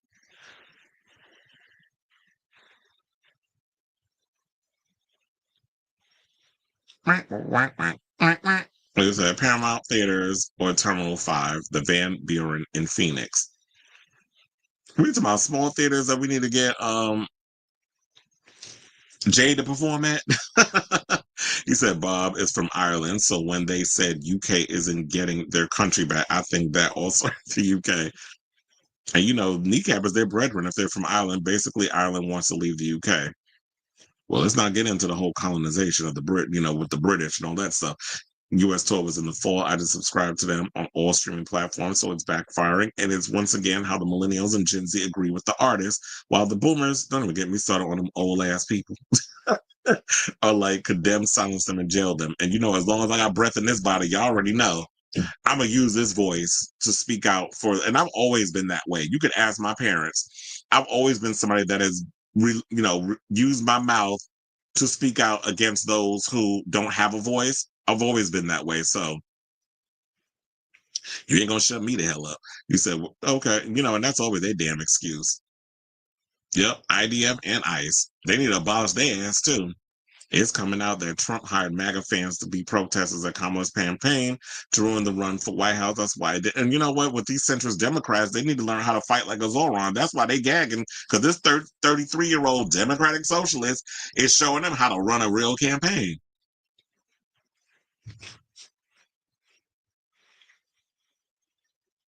You said, damn, you going in, but I don't blame you. Oh, well, don't get me started with the politics. He said they'll get their visas approved after the 2028 election.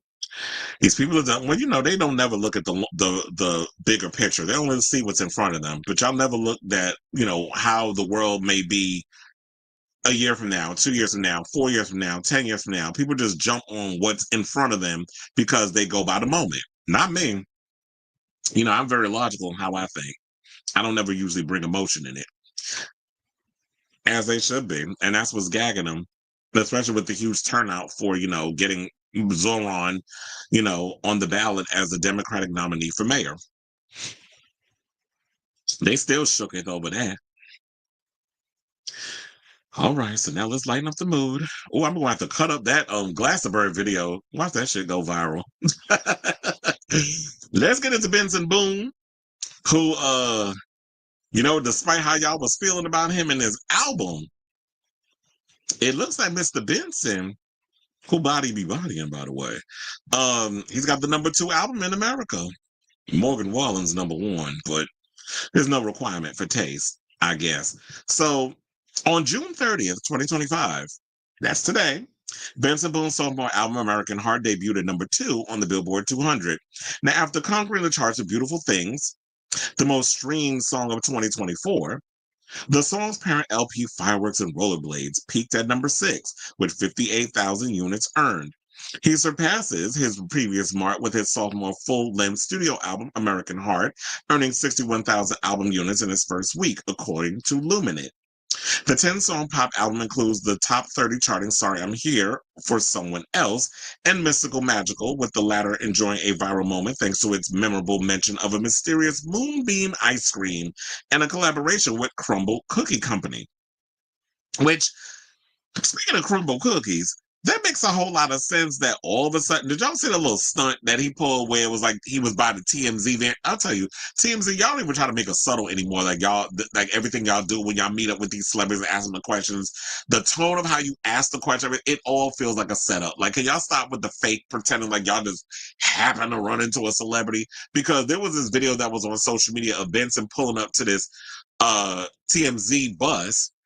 And he was like, "Oh, I got some cookies." And I was like, he started pulling like 3 boxes of cookies, handing them out in through the window from his vehicle, because I guess he was on the American Heart promotional circuit. I was like, "Oh, come on now, like this wasn't set up." And then he's like, "Oh, y'all want me to come on the bus?" And he comes on the bus, and they interview him, and he's kikiing with everybody. I was like, okay. I mean, applause that you're doing what you got to do to promote this album, but child, it felt fake as fuck. No shade, just saying. Now, they say critics have responded with mixed reviews. That many praise Boone's vocal strength and theatrical delivery, calling the album polished and emotionally charged.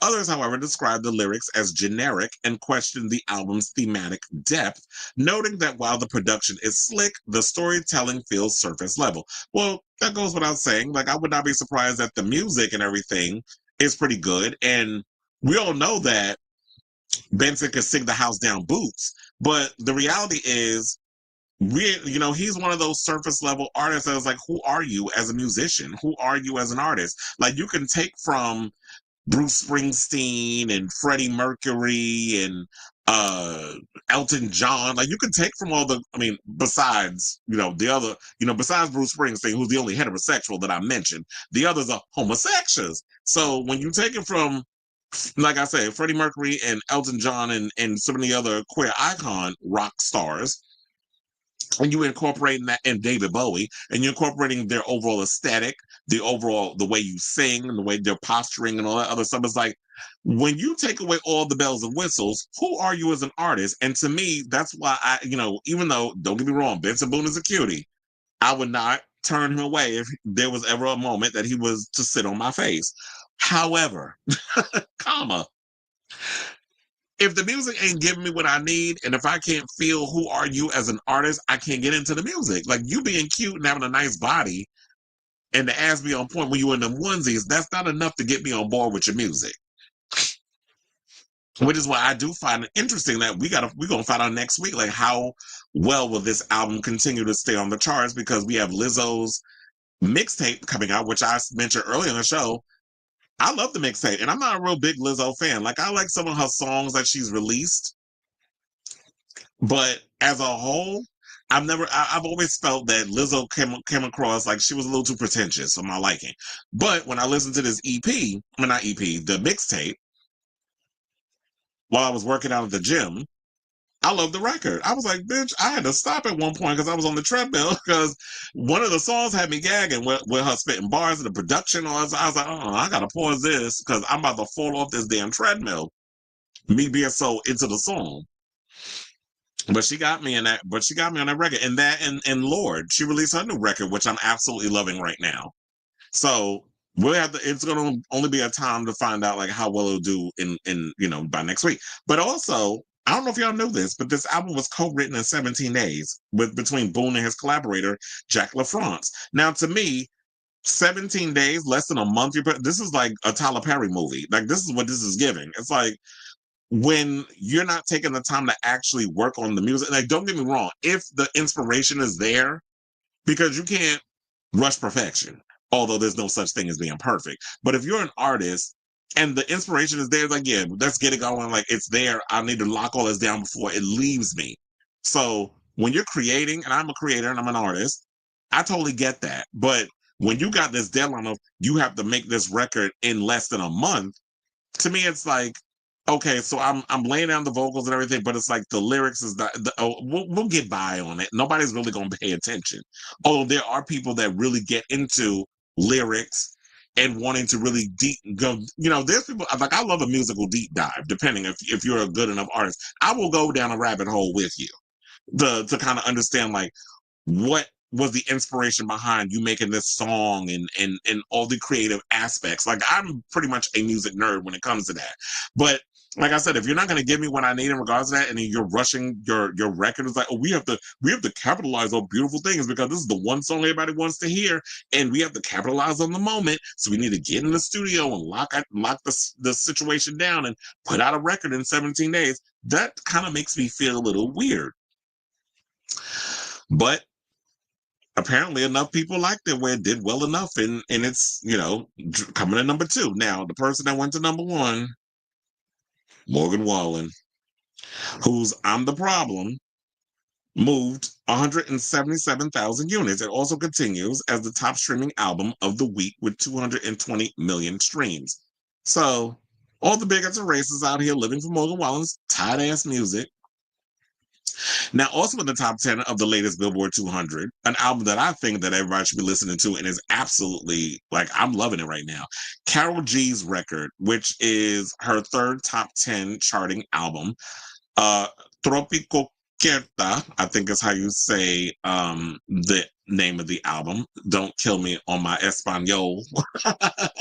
But she came in third with 57,000 equivalent album units earned. She previously led the list at number 1 with Mañana Será Bonito in 2023, making the historic stride as the first all-Spanish language record by a female artist hit number 1. So it's like, yeah, she's up there on the same level as, like, she's basically Bad Bunny with tits. So, I mean, I hate putting it in that category, but, you know, I got to give it to you straight with no chaser. It's like, there's Bad Bunny, who's like one of the biggest selling Latin Spanish language artists out right now, and then if you look at the female side, it's Karol G, and of course you got Shakira. But she's been doing this for like 4 decades, and like Shakira making music since she was 14, so she don't count. But we talking about somebody who's coming up in the trenches and relatively still new to the game.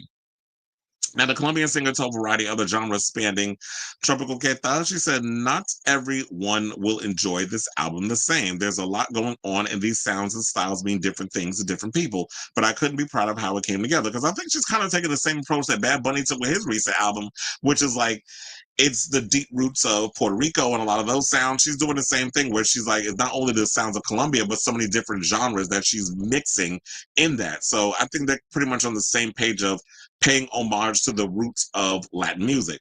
Now, elsewhere on the top 200, the K-pop Demon Hunter soundtrack enters at number 8 as the highest debuting soundtrack of the year with 31,000 equivalent album units earned. The supernatural action comedy was helmed by Sony Pictures Animation, the studio responsible for Spider-Man Into the Spider-Verse and The Mitchells versus the Machines. And also, I'm hearing BTS is dropping a live album, which is quite interesting because I don't be thinking Quiet As It's Kept any of these K-pop groups be singing live. But if they release a live album, that's what they said they're going to be doing. So, yeah, there's that. So I definitely want to hear from y'all. What do you guys think of this story? Have you listened to the Benson Boone album? What did you think of the Benson Boone album? Do you think that, yeah, people are right? Is that it's all style and no substance?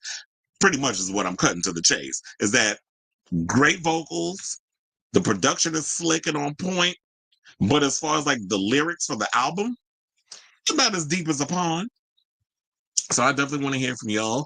Let me know what your thoughts on this story in the comments down below.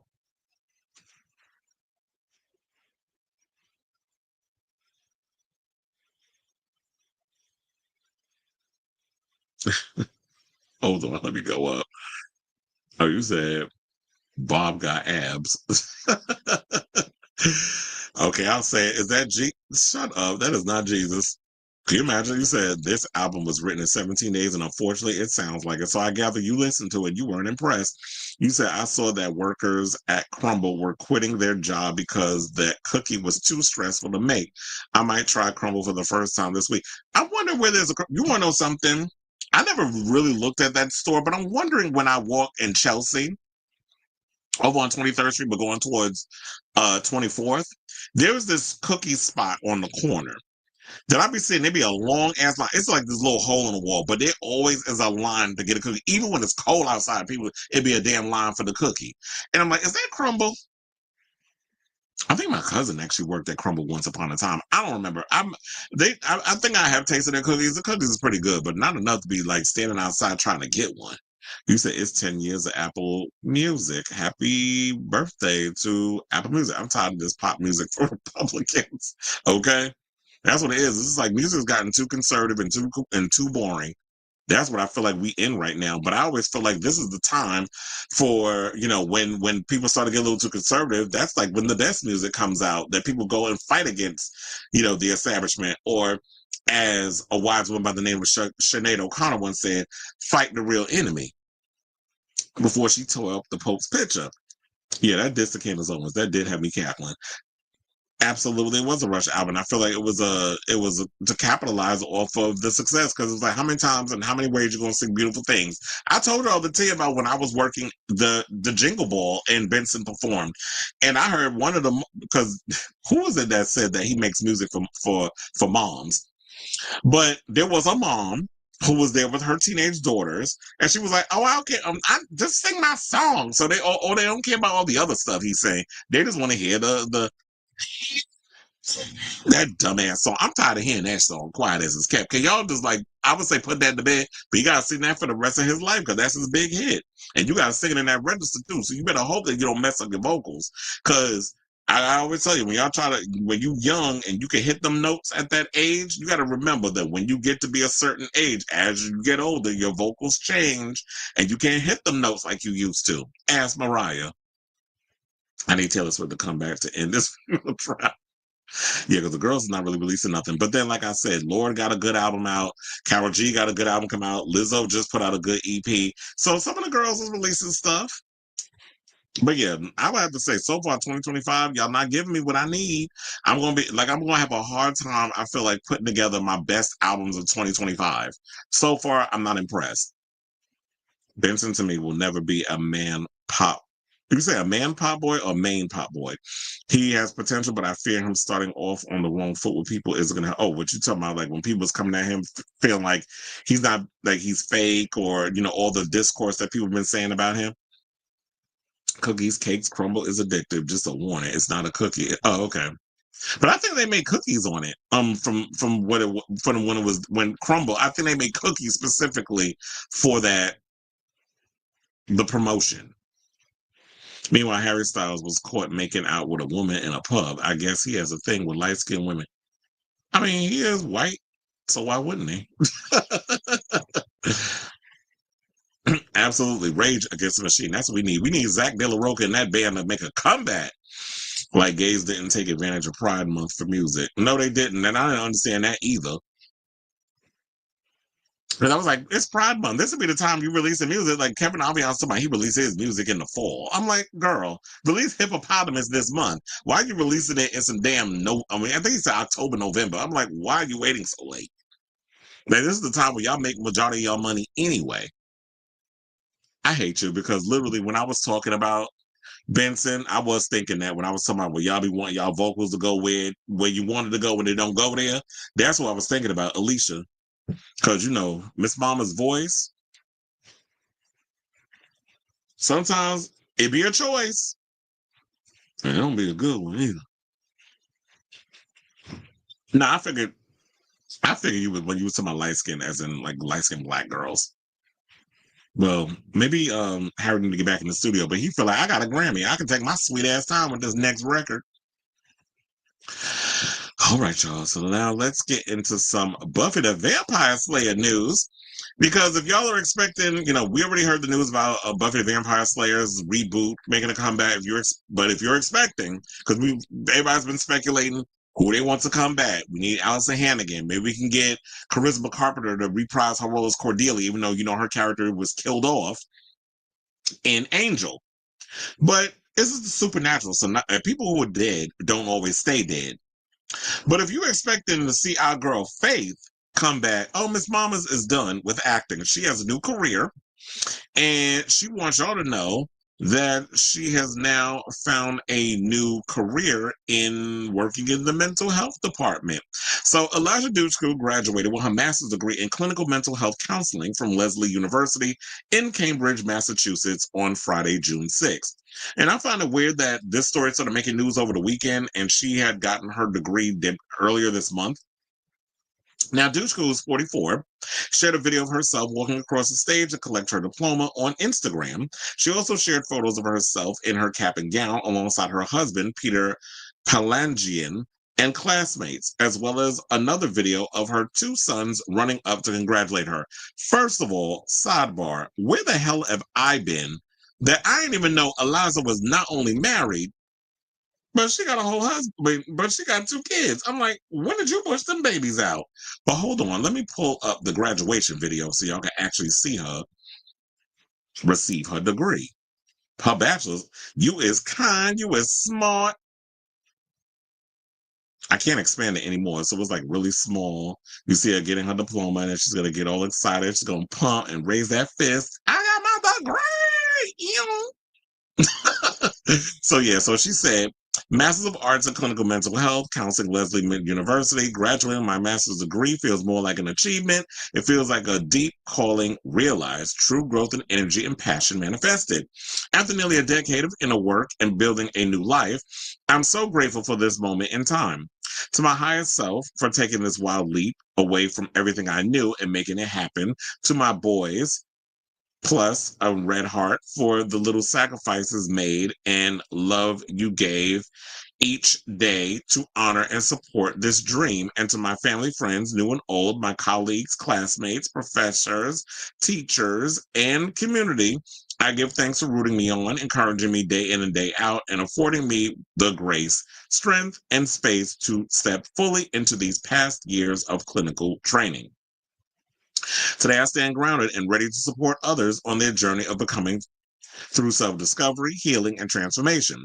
The correct connectedness I feel in holding safe, compassionate space for those who seek the undertaking is such lifeblood now. To possibility, hope, and healing, non sibi sed toti. I don't know what that means. I don't know if that's Italian. Not them putting a picture of her dancing in her outfit from Bring It On, which I love that movie. I'm sexy. I'm cute. I'm popular and boo. I'm bitching. Gray hair. The boys all love this. Now you know I could do that whole damn song. That's how much I love that damn movie. But to move on from that, what her thing is, because I was like, I read the whole thing. Oh, it's a Latin phrase. They said it basically translates to not for themselves, but for all, in reference to her career change and future goals of helping patients through their trauma. Now, for those of you who are wondering why all of a sudden the career change, it's due to 2 sexual assaults that happened to her in Hollywood. And in 2024, she opened up in an interview with Boston Magazine about her desire to retire from acting in favor of pursuing a career in psychedelic therapy. Dushku, well, look, don't take Elon Musk as your patient because he liked the psychedelics. Dushku, along with her husband, Pelagian, a former professional tennis player and Intercontinental Real Estate Corp CEO, told Boston Magazine at the time that they are also funding research and clinical trials into the potential uses of psychedelics. Saying, quote, I had the means to shift directions and choose a course in my life that focused on healing myself so that I could help heal others. I would be remiss if I didn't now share the transformation and the peace and the passion that I have. And yeah, with her acting, she could use that acting money to be able to go to school and be able to fulfill her dream. That's the good side about acting. She also wanted to say, this is just absolutely so clearly my real calling. You mean that's True's Calling? Yeah, that was a bad pun because remember she was on a show called True Calling. And she said, my real purpose. The former actress most notably starred as Faith, a fellow vampire slayer who joined forces with Buffy Summers to defeat the supernatural forces lurking below the fictional idyllic California town of Sunnydale in Buffy the Vampire Slayer. Well, it's called the Hellmouth. Now, a factor in her decision to leave Hollywood was her experience of being sexually molested by one of Hollywood's leading stunt coordinators when she was only 12 years old. Now, this got me wondering, because they said she was 12 years old and it was a stunt coordinator. So did this happen on the set of True Lies? Because she was 12 when she did that movie, and that was an action film. And she had a scene that required, there was a scene with her that required her to do stunt work. So it's all adding up. Now, in her interview with Boston, she revealed feeling so wholly unwell from the past traumas of the assault while using psychedelics, which ultimately helped her process the past, because she was using psychedelics. Because when you experience something traumatic, your body and your mind goes into survival mode. So what happens is your mind will black out an incident that happened to you as a sign of protection. And then you start behaving in a way where you don't understand why you're behaving the way you're behaving. And it's because your body has locked away that thing that happened. So when you use psychedelics, it helps you open up a situation that you locked away that you didn't realize you locked away. And that helps you get a full understanding on why you are the way you are. So this sounds relatively fascinating, that what she's into. So they also went on to say, this is just absolutely so clearly my real calling, my real purpose. Oh wait, I think it repeated itself and most of the stuff. But anyway, and then also remember, she was on that show, I believe, Bull, where she went and it was a situation that happened between her and Michael Weatherly, who y'all know once upon a time was engaged to Jessica Alba. So there was an incident that happened. I believe she sued the show and CBS and won a settlement. So while I am a little upset that Eliza won't be coming and, she's quit acting and she won't come back for the Buffy reboot, it is sad that I'm not going to see my girl once, because she was like, no shade to Sarah Michelle Gellar, but I kind of related to Faith more than I related to Buffy. I mean, I watched the show because I liked the show, but Faith was my girl. And her not being able to come back and reprise that role because she's done with Hollywood and all the atrocities that happened when she was in Hollywood, with the two incidences, one when she was 12 and the other when she worked on the show Bull. I'm sad that she's not going to be making a comeback to acting, but you know what? Whatever feels best for you, I'm with you 110%. So I say all this to say, what do you guys think of this story? Are you all bummed that, Eliza's done with acting? And, it's unfortunate, but you know what? You got to follow your heart. And I'm glad that she found a new avenue to explore outside of pretending to be someone for a check. But that's basically what acting is. So let me know what you guys think of this story in the comments down below.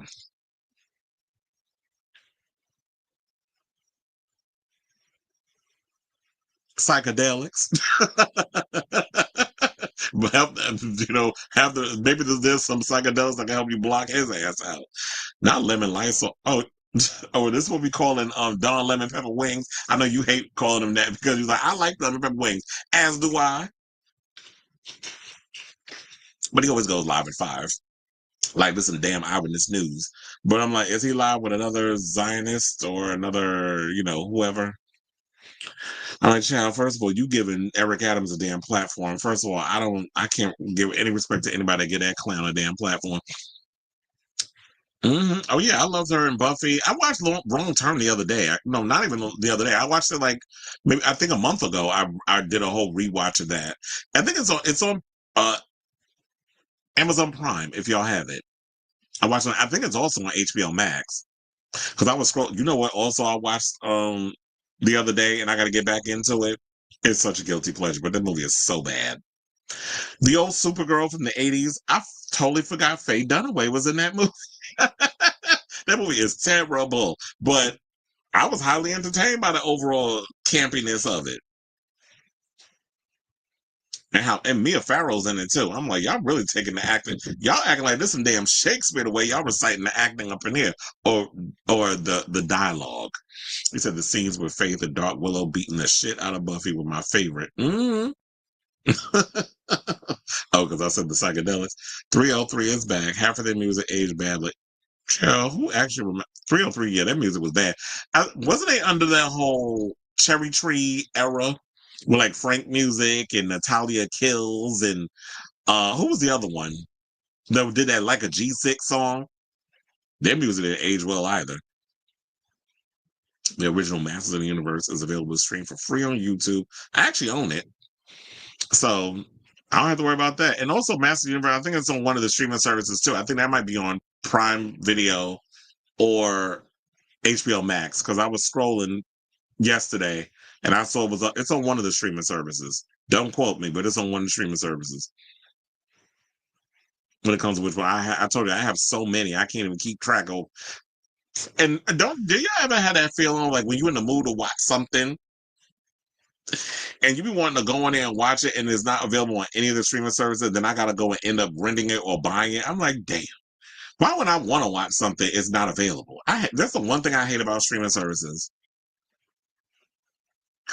Such is life. But anyway. All right, y'all, let's get into this Keke Palmer story, because this thing is still out here talking about and making 1,000 excuses for this Jonathan Majors story. So now, this Jonathan Majors interview and why she decided not to do it. She had given some excuse the other day when she was on, I think it was the Angela Yee show.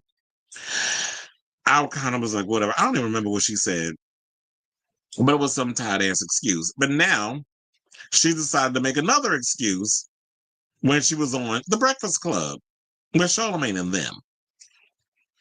So the actress appeared on The Breakfast Club on Power 105.1 FM to chat about recent projects, including her podcast, Baby, This is Keke Palmer, when the topic turned to her podcast interview with Majors. The episode, which came in the wake of his SA trial, never made it to air following backlash. Because I think what they did was they didn't put it up, and then she put up the Cash Doll interview instead. She said, obviously, Megan is my girl, referencing Megan Good, who married Majors earlier this year. So they've been married for 3 months, by the way. I've grown up loving her. She's honestly a mentor to me and a representation for all of us Black women. I was happy for her to get married. I was excited to have the conversation. As a host, I'm here to be unbiased. You don't agree with everything they did. You don't love everything, but you got to have the conversation. You have to set the stage for them to speak, for people to watch and take what they want to take from it. So that's why I was open and excited to do the interview. Now, before I finish, let's unpack what she said here. So, Keke, I know you said you was here to be unbiased, but sis, you sound like this is where the part where you contradicted yourself. And she contradicted herself 2 times in this conversation. One was when she said that she's here to be unbiased.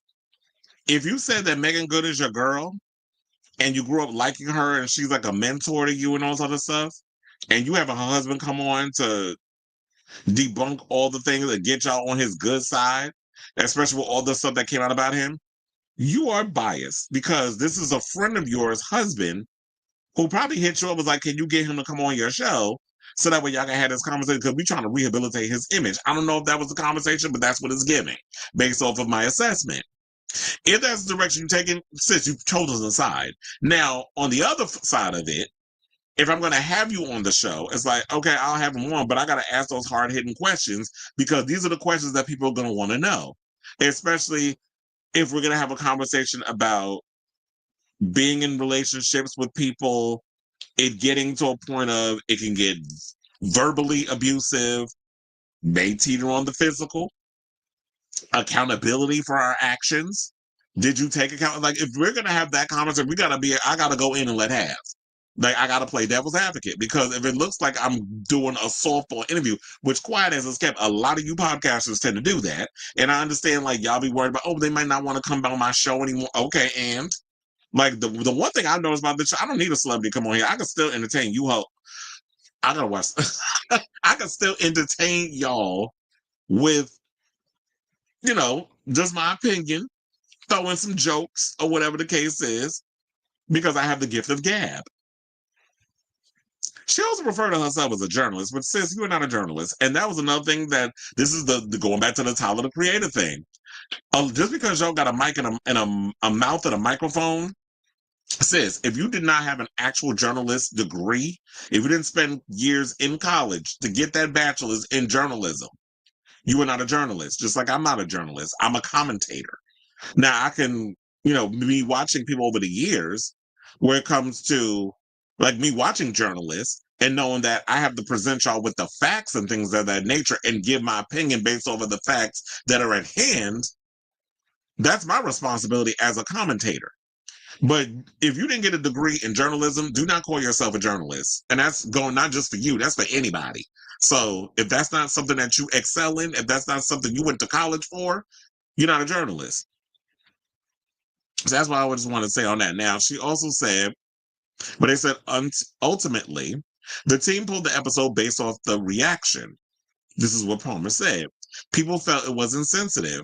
She also added and said, I always want to be respectful and understand where everybody's coming from. If they're not going to feel like they're going to receive anything good from the interview, then okay, cool. But I sat down with the brother for us to talk and let him be heard. I mean, people sit down with serial killers. And then after that, she went and said, I'm not comparing him to a serial killer.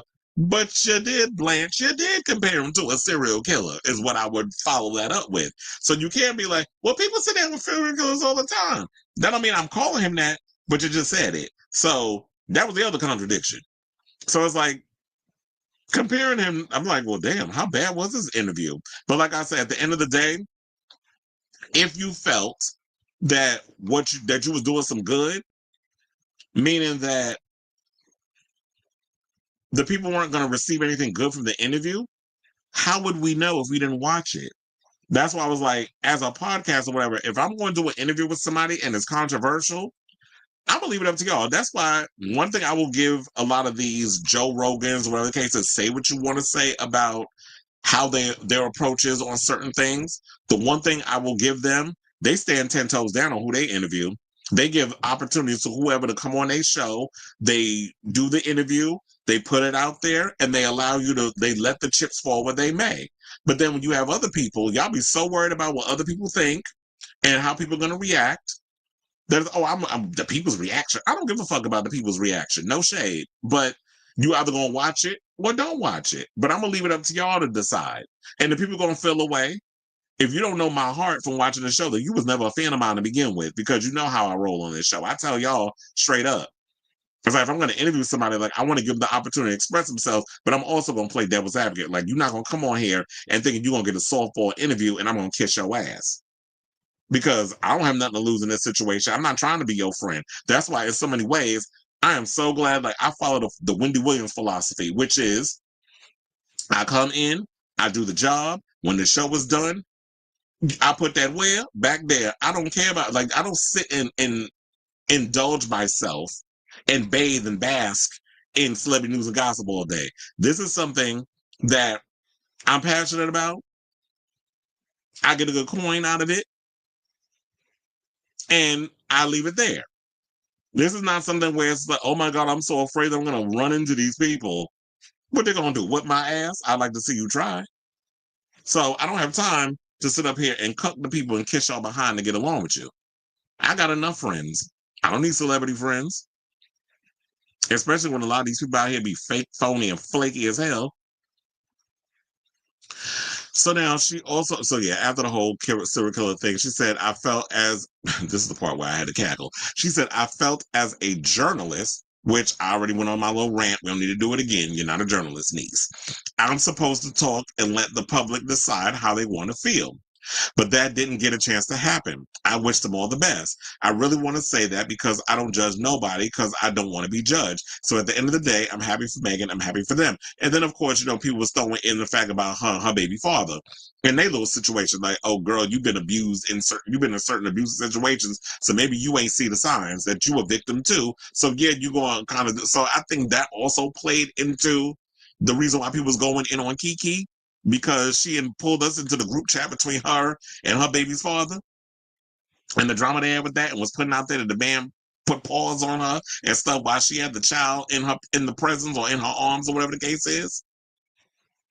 So she said maybe one day we'll get a chance to put the podcast interview out, but she's not sure. But I guess also that she said she didn't really say it, but she implied that the people behind, I guess that sponsors the podcast, whatever the case is, was against doing the interview, so they didn't put it out. So when you're not independent, like me, I do all this myself. So if I want to invite a Jonathan Majors on, just use me as an example. I don't have no middleman telling me what I can and cannot put on this show. I make the decision at the end of the day because I'm the boss of this show. So I get to make the decision whether or not he wants to come on. And then I put it up there and y'all decide whether, I did it a good enough job. I answered enough, I put out enough questions where I could have him really genuinely answer the questions and let the chips fall where they may. But when you have sponsors and stuff, you have to realize that those sponsors are the ones that get to tell you who you can and cannot have on, what you can and cannot talk about, or whatever the case is. Because they're like, well, we didn't invest in this show for you to be taking this show in this direction. Hence why you have certain people that would rather get the money from YouTube, whatever money they make a month, based off of y'all watching the show all the way through, the likes and the subscribes, which please do that as I say all of this, if you haven't already, because it helps. And if you do Substacks or you do from the ad revenue and stuff that we get when the ads play on the show, we make money from that. So all those things you put in place, or the super chat, super stickers, even if you do like a Cash App or one of those type of situations, that's how we hustle and make our money. Or Patreon, if you don't want to deal with the people on the outside coming in and being like, well, we want Dude Wipes. Dude Wipes was to come and sponsor this show, which I do use them, by the way. Please sponsor the show. Dude Wipes want to come on, but they're like, no, we're not. We don't want you talking about certain things. Then it's like, I gotta abide by that because they're sponsoring. So in a way, I'm at their behest, which in a way I don't like, because I like being a free spirit and I like letting this mouth run the way it runs, which makes things a lot harder. But it's the price of you being yourself in a world where everybody trying to be something they're not. So I think that's all I gotta say on this whole situation. We already know the tale what happened with him and the DV stuff with Grace Jabari. We don't need to recap that. You already know the story. They were engaged. He was engaged to Megan Good for 4 months, and then got married in March. So they've been married for like 3 months. So it is what it is. But I definitely want to hear from y'all. What do you guys think of this story in regards of Keke's latest excuse as to why she didn't air the Jonathan Majors interview? Whatever your thoughts are on this story, let me know in the comments down below.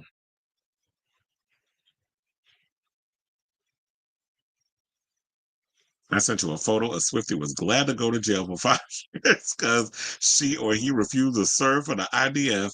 What I was wondering? I was thinking about that.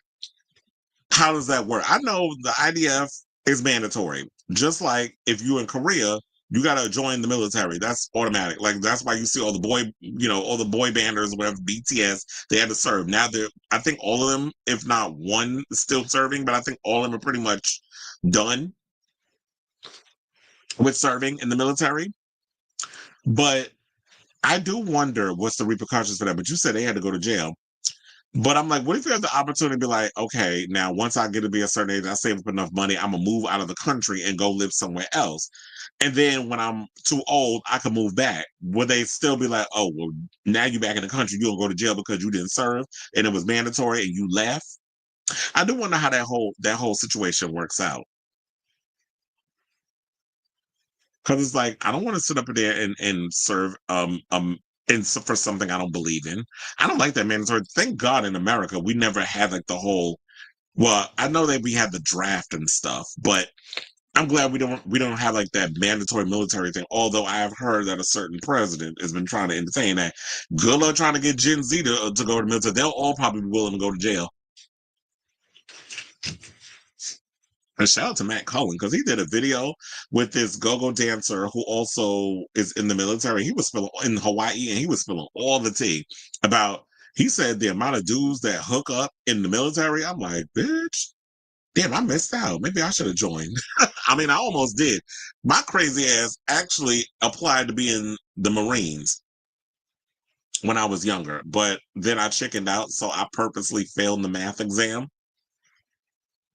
Not 30 years of Mighty Morphin Power Rangers. Zordon. The other was that Zoltan, whatever the hell. Oh no, Zordon. That was the name of the what you call it, from Power Rangers. That was my show. Oh my God, I feel so old. I used to run home from school to watch Power Rangers. That and Ricky Lake. Ooh, child. All right. Let's get into the rest of the show. Yeah, we got a lot of topics to get to, but we're making good time though. I'm already almost 2 hours and 15 minutes into the show. All right, y'all. Let's get into this story about my girl Wendy Williams. How you doing? So, y'all already know the mess that Wendy Williams is dealing with, but apparently her son Kevin Jr. has jumped on the line and is going in and letting have on his mother's ex-manager, Bernie, not Madoff, but the way he acting, you might as well be Bernie Madoff, because Bernie been accused of stealing Wendy's money.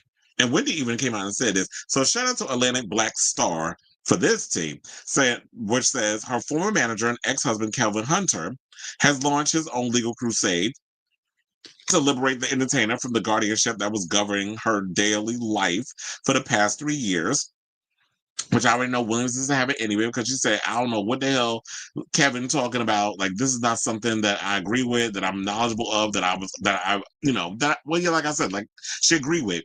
And to me, I'm sure anybody with a real sense of a brain and an actual thought knows that he's pulling, this is some stunt queen antics that Kevin is pulling.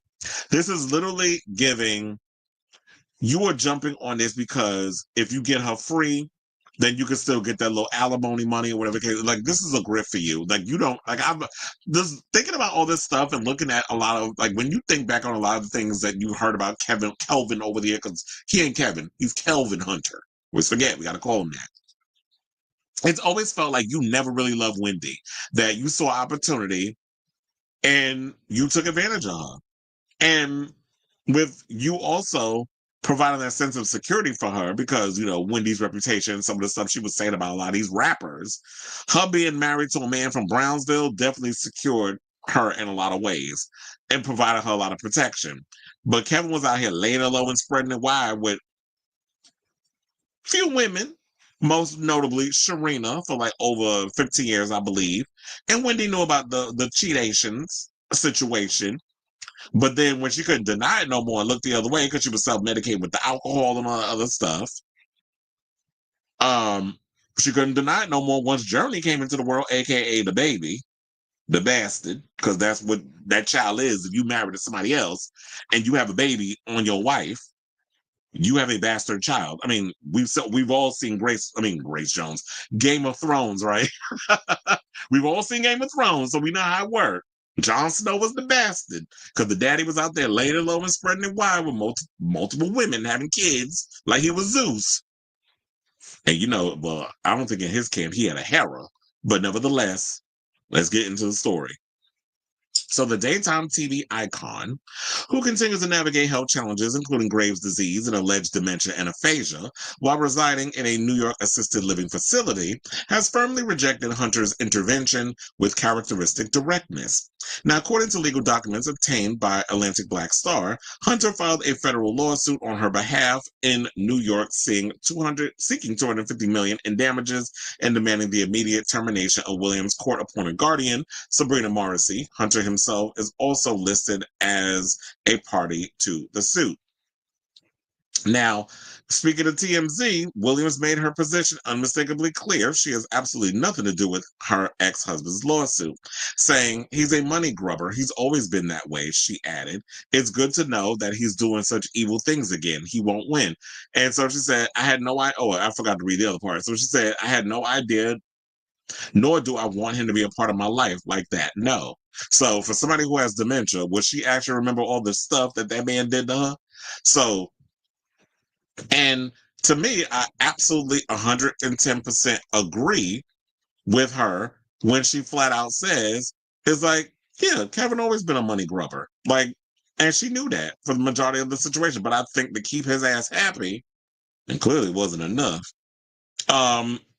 she was just going to go along to get along with the shenanigans until, like I said, he decided to lay it low and spread it wide and not wear a damn condom. Or maybe she didn't take, she took out the IUD and that was just like a setup that she was intended to get pregnant. But I'm like, girl, and you thought that man was going to be with you for the rest of his life, or you was going to be with her, or she was going to be with you, because when that little money tree, you couldn't shake no more money out that money tree. This is the result of what you now have to deal with. I was like, wait, hold on, because I just lost my, I was like, did I lose my train of thought? Okay. So now, the stark rejection comes despite court documents showing Hunter's attempt to sue on his ex-wife's behalf, and said that she views his intervention as unwelcome and financially motivated, which is true. Now, the former couple's son, so let's get to that part, because now that I've caught you up on everything else, has spoken up against his mom's longtime colleague, who he says failed to keep her best interest, saying, quote, "I heard Bernie Young outside looking for new victims. Stay less goofy." This is what Kevin Hunter Jr., in a since deleted post, wrote on his IG story. But hold on. I stay with a receipt, because Glock Topics, child, that name, Glock Topics posted the actual situation along with Wendy talking about Bernie stealing her coins. So let's play that clip in case y'all need a refresher. Please hold. And this guy named Bernie Young, I know for a fact that Bernie Young used my American Express card to hire an attorney to file a petition against me. That was done with my American Express card. Bernie Young, you're no good. And this is not fair at all, you know? And this guy named Bernie Young, It's not right, but it's not fair. That man's gonna stop stealing my coin. Shout out to Whitney. That wasn't the lyrics, but you know how, I like to change stuff up on this show. Now, in the lawsuit, Hunter Singer accuses Bernie Young of serious misconduct related to the guardianship of his ex-wife. According to the complaint, Young used his prior business relationship with Williams to exploit her trust and misappropriate her funds. Specifically, he allegedly used $10,000 from her American Express account without her knowledge or consent to retain legal services from Abrams Fensterman, LLP, for the purpose of initiating a guardianship petition against her. This act is described as a retaliatory guardianship petition and is central to the broader claim of financial exploitation and abuse of fiduciary duty. Now, Kevin Sr. asserts that Young breached his legal and ethical obligations by acting as though he still reps Williams, despite having been terminated as her manager prior to August 2021. He allegedly continued to exercise control over her financial matters without authorization and misrepresented his role to third parties. The complaint states that Young failed to consider less restrictive alternatives to guardianship and align himself with the others who stood to profit from Williams' legal incapacitation. Further, Hunter accuses Young of colluding with others in the guardianship scheme for personal and professional benefit, including directing his employee Leah Abramson to misuse Williams's credit accounts.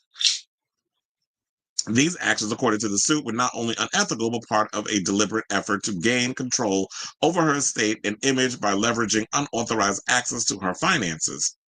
However, the timing of Hunter's legal intervention raises questions about his motivations, particularly given his ongoing financial disputes with Williams' guardian. Hunter's lawsuit follows the halt of his $250,000 monthly Wait, hold on. I had to pause. This motherfather was getting $250,000 a month in alimony payments. And they said around the time the Wendy Williams show ended and Williams was placed under guardianship. And like she said, he loves money. He's always been a money grubber. I'll say a grifter, but she said money grubber. And if you're making $250K a month, let me tell you something. I would have been saving that stuff for just in case. But like she said, he liked to overindulge. He liked to spend. He was out here partying and living the life of a rock star. And now when all that money was drying up, because he's like, I have no money. What the hell was you doing with the money when you was making money as her manager, which I believe you would get 10% from that? and the money he was getting from the alimony. Like, I would have had a whole lot saved up. But you know how ninjas are. Y'all want to sit out here and floss and act like y'all living the life in luxury like you Diddy. But you don't have nothing a pot to piss in, a window to throw it out of, and anything to show for it. Because how you have that all of that much money, and now you crying broke. So now, battling her guardian over unpaid support, Hunter claims financial exploitation, alleging Williams is being over-medicated. Held in a luxury facility against her will at the Coterie, a luxury assisted living facility in New York City, and secretly photographed for profit. He argues that she passed a competency test in March of 2025 and was coerced into the guardianship amid financial and emotional turmoil after the divorce. Now, my question would be, how does he know all of this? Because you haven't been in her life since before. Like, you were out of her, she got rid of your ass before all of this happened with the guardianship. So you're making this, to me, it feels like you're making this lawsuit based off of information that you received from these interviews that she's been giving and stuff that she's been saying, and her niece Alex and people who have been in Wendy's corner have been putting out there. So you're taking the information that you got and using this in your lawsuit so you can get a piece of that damn pie that you want, that big piece. So now, despite the legal turmoil surrounding her, Williams has shown signs of maintaining her independence and family relationships. She recently attended her son's college graduation and has participated in live interviews, demonstrating moments of clarity and contrast. I mean, that contrast with the picture of incapacitation painted in court documents. So this is a whole hot mess. I'm going to definitely keep you guys abreast of this story as it develops. But in the meantime, I definitely want to hear from y'all. What do you guys think of this story regarding the latest on Wendy Williams and her ex-husband out here trying to grift and get a piece of that pie that he feels like he's owed? And it's like, you had your situation, and now you trying to come in and take a piece of a pie that you feel like you was owed. But it's like, she's not on the show no more. So do what you got to do to get your money, but I don't see you getting what you trying to get. And you all of a sudden trying to jump on this bandwagon like you give a damn about Wendy when quiet as it's kept. We know you don't. So let me know what you guys think of this story in the comments down below. So hold on, because I need some water. I need my water and my check. And let's get into this Azealia Banks story, because Azealia, you know, after we talked about in the other show, Anna Wintour has revealed that she's stepping down as the editor-in-chief of Vogue magazine. Now, the word on the curb is the reason why she's stepping down is because, well, first of all, there's a lot of people pissed off about this whole Jeff Bezos, Lauren Sanchez, aka Lauren the Joker Sanchez, because when mama's out here looking like the Joker, you know, a lot of people are just feeling away about them spending $50 million to shut down half of Italy so they can have their little stupid excursion passing as a wedding. And my thing is, if you can pay $50 million to give your little fantasy fairy tale wedding, you can afford to pay your damn taxes. But anyway, so with all of that being said, you know, people from Charlize Theron to Olivia Munn, there's been a lot of celebrities that have been coming out slamming this whole wedding situation that's been going on. Charlize said something shady but funny at a recent charity event she was doing. But and then the reason also they've been saying that, oh my God, I totally forgot my train of thought. What was the damn thing that we were supposed to I literally forgot. Oh yeah, so speaking now I remember the whole Lauren Sanchez drama. So apparently Jeff Bezos paid an undisclosed amount. I don't necessarily know what the price was, but he paid money to get Lauren in that ugly ass wedding gown she had on the cover of Vogue magazine. And my thing is, we broke down, you know, the whole conversation about Anna Wintour and why she has always been an icon in the face of fashion, the Vogue being the fashion Bible and things of that nature, like how she came in and just changed the game in regards of how people look at that magazine. And when you got situations where you have billionaires coming in and paying for magazine covers and Condé Nast, whoever is behind it, being like, okay, we'll take your check, we'll put it on the cover, And someone like Anna Wintour is all about creativity and artistic expression, is against it, but she just she's got an editor-in-chief position. She don't own the magazine. So she don't have a say-so in what, in so many ways on what they can do over there. But if she's against, like, okay, I'm against all of this mess with the whole Jeff Bezos and him licking the crack of Trump ass so he can get his little tax breaks, and Trump being mad at her because she don't want him at the Met Gala. She's like, the Met Gala is not for the little stunts and shows you be pulling, so I want you here. And he got to deal with it because that's what Anna Wintour says she wants. And if you're not on the list, you're not getting in. I don't give a good goddamn who's the Pope. And if I didn't invite you, you're not coming. So that's one of that's the rumors that's swirling around regarding as to why she's not doing why she's stepping down from, the magazine. But according to Azealia Banks, because Azealia Banks is never a dull moment where she don't feel like she needs to assert herself in a conversation that ain't got nothing to do with her. She decided to throw someone's hat in the ring in regards of who she thinks should be, who should take over Anna Wintour's job. And she said none other than Laura Roach. So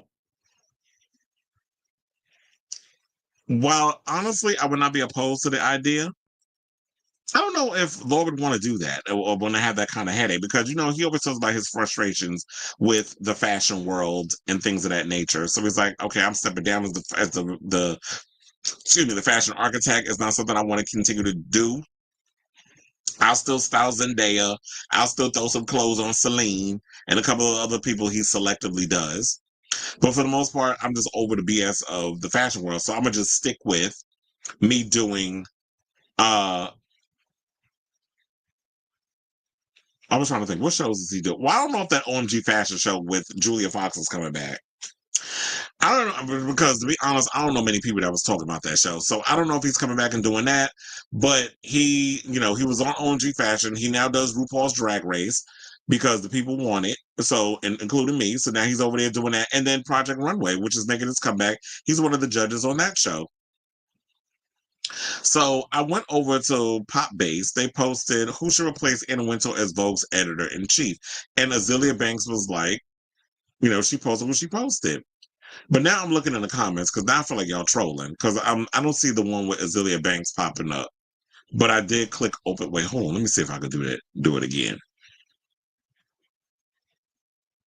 Okay, so now what they said over there, number one, at Pop Base, people had Donald Trump. First of all, he can't even dress himself correctly. What makes you think he knows anything about fashion?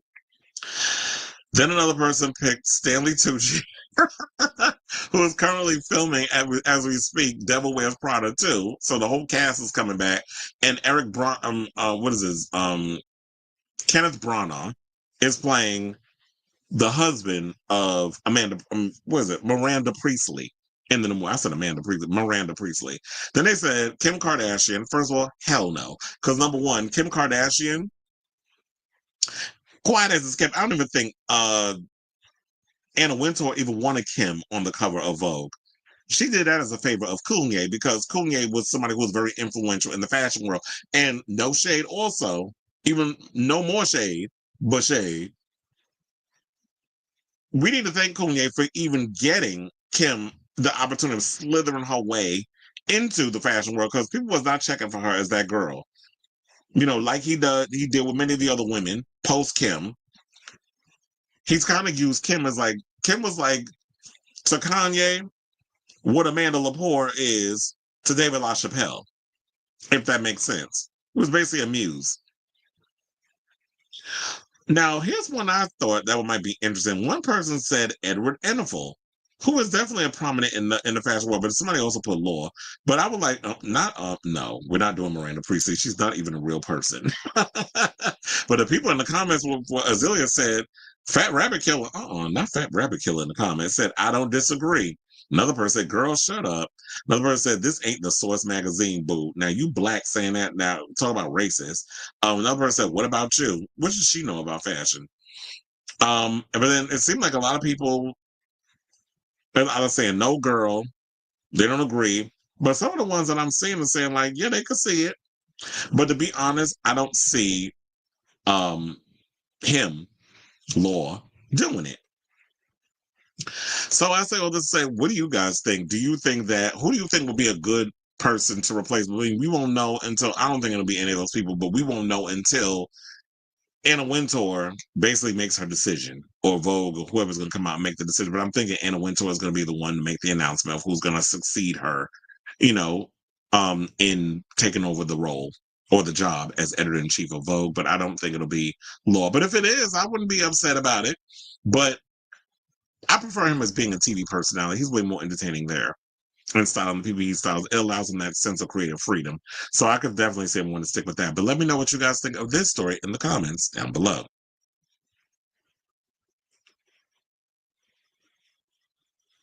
Listen, I don't think Law would want to do it either, especially while he's building a career in reality TV, judging, and now he's the emperor of fashion. You know, I was saying too, I feel like I like Law. He makes good TV. He's very entertaining. But I don't see him wanting to take that on. I don't see him doing that. Especially like you said, he's building a career in reality TV. And to me, that's way more entertaining because they probably pay more in reality TV. So I would rather do that. Yeah, pop-based and pop-crave comments are always a bunch of teenage trolls that say anything for rage bait and interaction.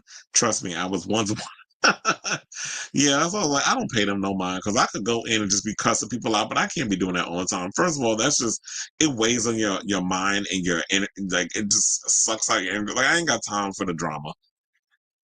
In the words of Mary J. Blige, no more drama in my life. So I can't do it. I was about to say, okay, so let's continue on with the show, y'all.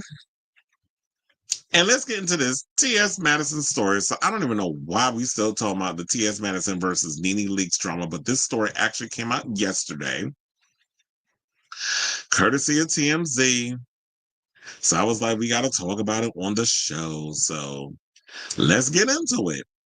So TMZ caught up with the star, as in T.S. Madison, because apparently T.S. had said something or another where she said that after her interview with NeNe, where the whole conversation came up about where a man who hooks up with a trans woman basically means you're a homosexual.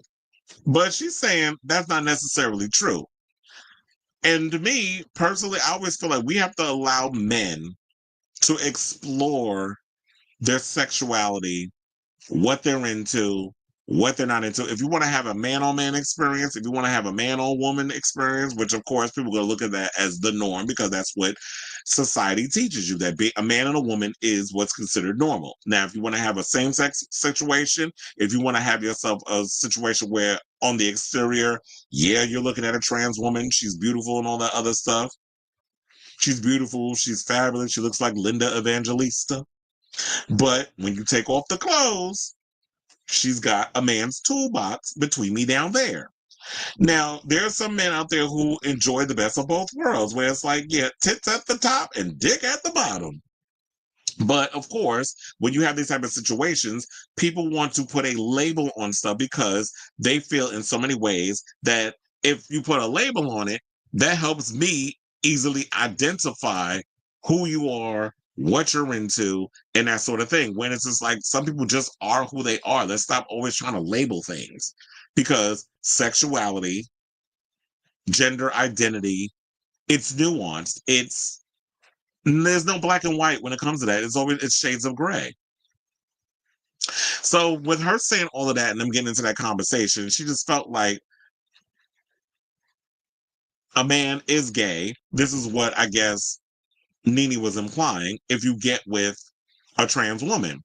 But TS is like, I'm a woman, which NeNe had a hard time wrapping her head around. She was like, but you was born a man. Yes, she was, but she transitioned into a woman. So when a man is hooking up with a trans woman, yes, he's looking at a woman. And yeah, you having a peen is the best of both worlds. If you're a pre-op transsexual, there's some men that are into that because it's like, oh yeah, I like you having a dick. And then all the other stuff. Then there's some women that go and get the bottom surgery and it is what it is. But there's some men who are into the pre-op girls and like having the best of both worlds, or they like the idea of knowing it's there, but they don't want to see it. It's a whole lot of different things. It's multi-layered, I should say. And Maddie said that leaks better get used to the concept of men sleeping with trans women, because when you actually go in and you're like, when you make these type of assumptions and things, this is exactly why men don't disclose their body count. This is why men don't aren't honest about their sexual history. And it leaves you open to STIs, HIV infection, things of that nature. I mean, yes, we know that you can get all that from sleeping around with, biological women. So all of that comes into play. But I'm just saying, in this specific situation, a lot of these men aren't being honest to their girls, because a lot of you women don't allow, particularly if we're talking about Black women, don't allow men to have these type of conversations, because you end up like something out of, insecure. And even Sex and the City did this too with Carrie when she messed with a guy who was bisexual. It's that whole thing in your head of like, oh, he must be gay and all this other stuff. And those episodes didn't age well, to be honest. But it was just like that one time in Insecure when Molly, I believe it was, got with a guy who had an encounter with a guy in college.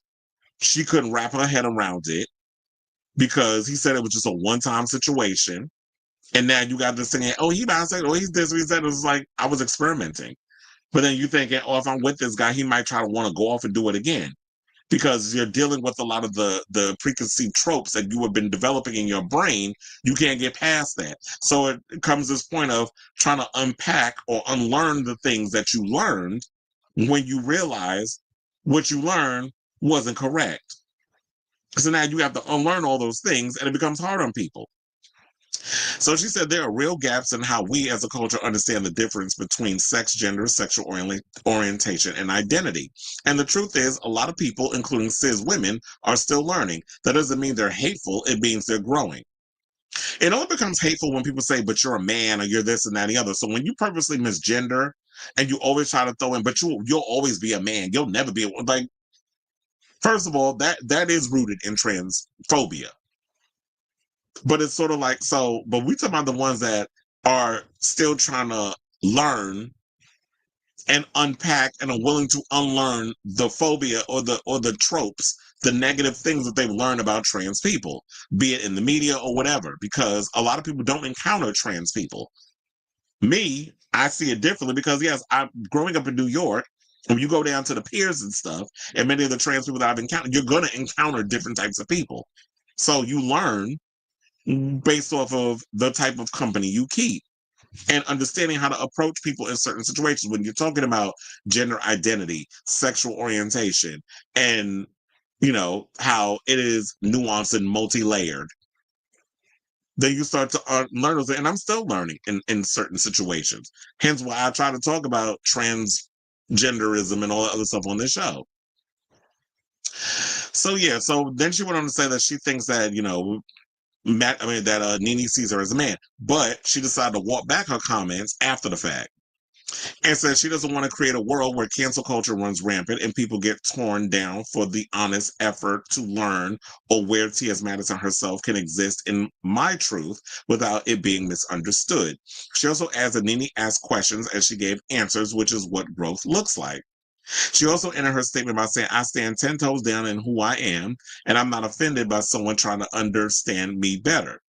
This moment isn't about division, it's about dialogue, and if you really listen to what I said, you'd hear that too.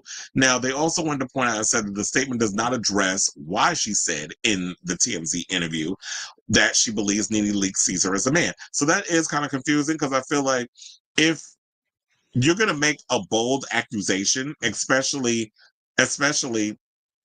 when we first talked about this story and the episode came out and I played the clips and all this other stuff, a lot of people, while they understood where NeNe Leakes was coming from, there was some that felt that, yeah, it was rooted in transphobia. And I even saw a post with this whole story on TMZ's Instagram, and Nicole Page wrote, this is why I live for her. She jumped in the comments and was like, girl, you live in Atlanta. So basically talking about, I guess, NeNe being like, so you live in Atlanta, You're around a bunch of damn sissies and punks all day, every damn day, 24/7, 365, or 25/8, according to Mary J. Blige, and you don't know anything about trans people or encounter them. Like, you've never been around Cherry Lee Boom, or you never been around any of the other girls that's around Atlanta. Like, you've never encountered a trans girl, especially being on a movie set, a TV set, or whatever the case is. Like, you've never encountered trans people except T.S. Madison. So make it make sense.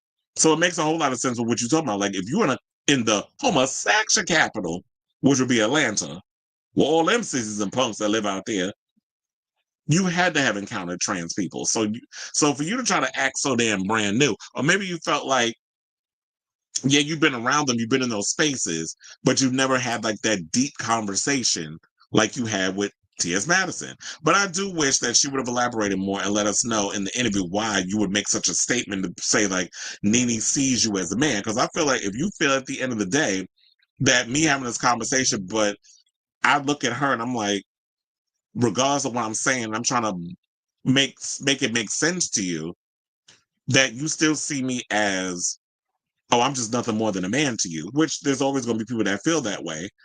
Then it's just like, there's no help. Kind of like when we talk about Alyssa Farrah Griffin, when I'm trying to make you understand what Black people haven't endured in this country, but you're trying to say, oh, people have it worse in Iran, where they don't have free, they're not educated, when that's a lie. If you actually did the research, women in Iran surpass men in regards to college education. That's a simple Google search, not you just pulling stuff out your behind or what somebody's telling you in your damn ear or reading or writing for you on a damn card. And I'm trying to explain to you what it's like for Black people in America, and you trying to say, oh no, they got it worse over there. And it's like, but that's not how a lot of people feel. Then it's sort of like, it's going to be this is how you see me. Like, you don't see past whatever it is. We're just going to have to agree to disagree. So I'm sure this is a conversation a lot of people are going to continue to have. It is really a nuanced conversation that I would definitely love to hear from you all about, respectfully.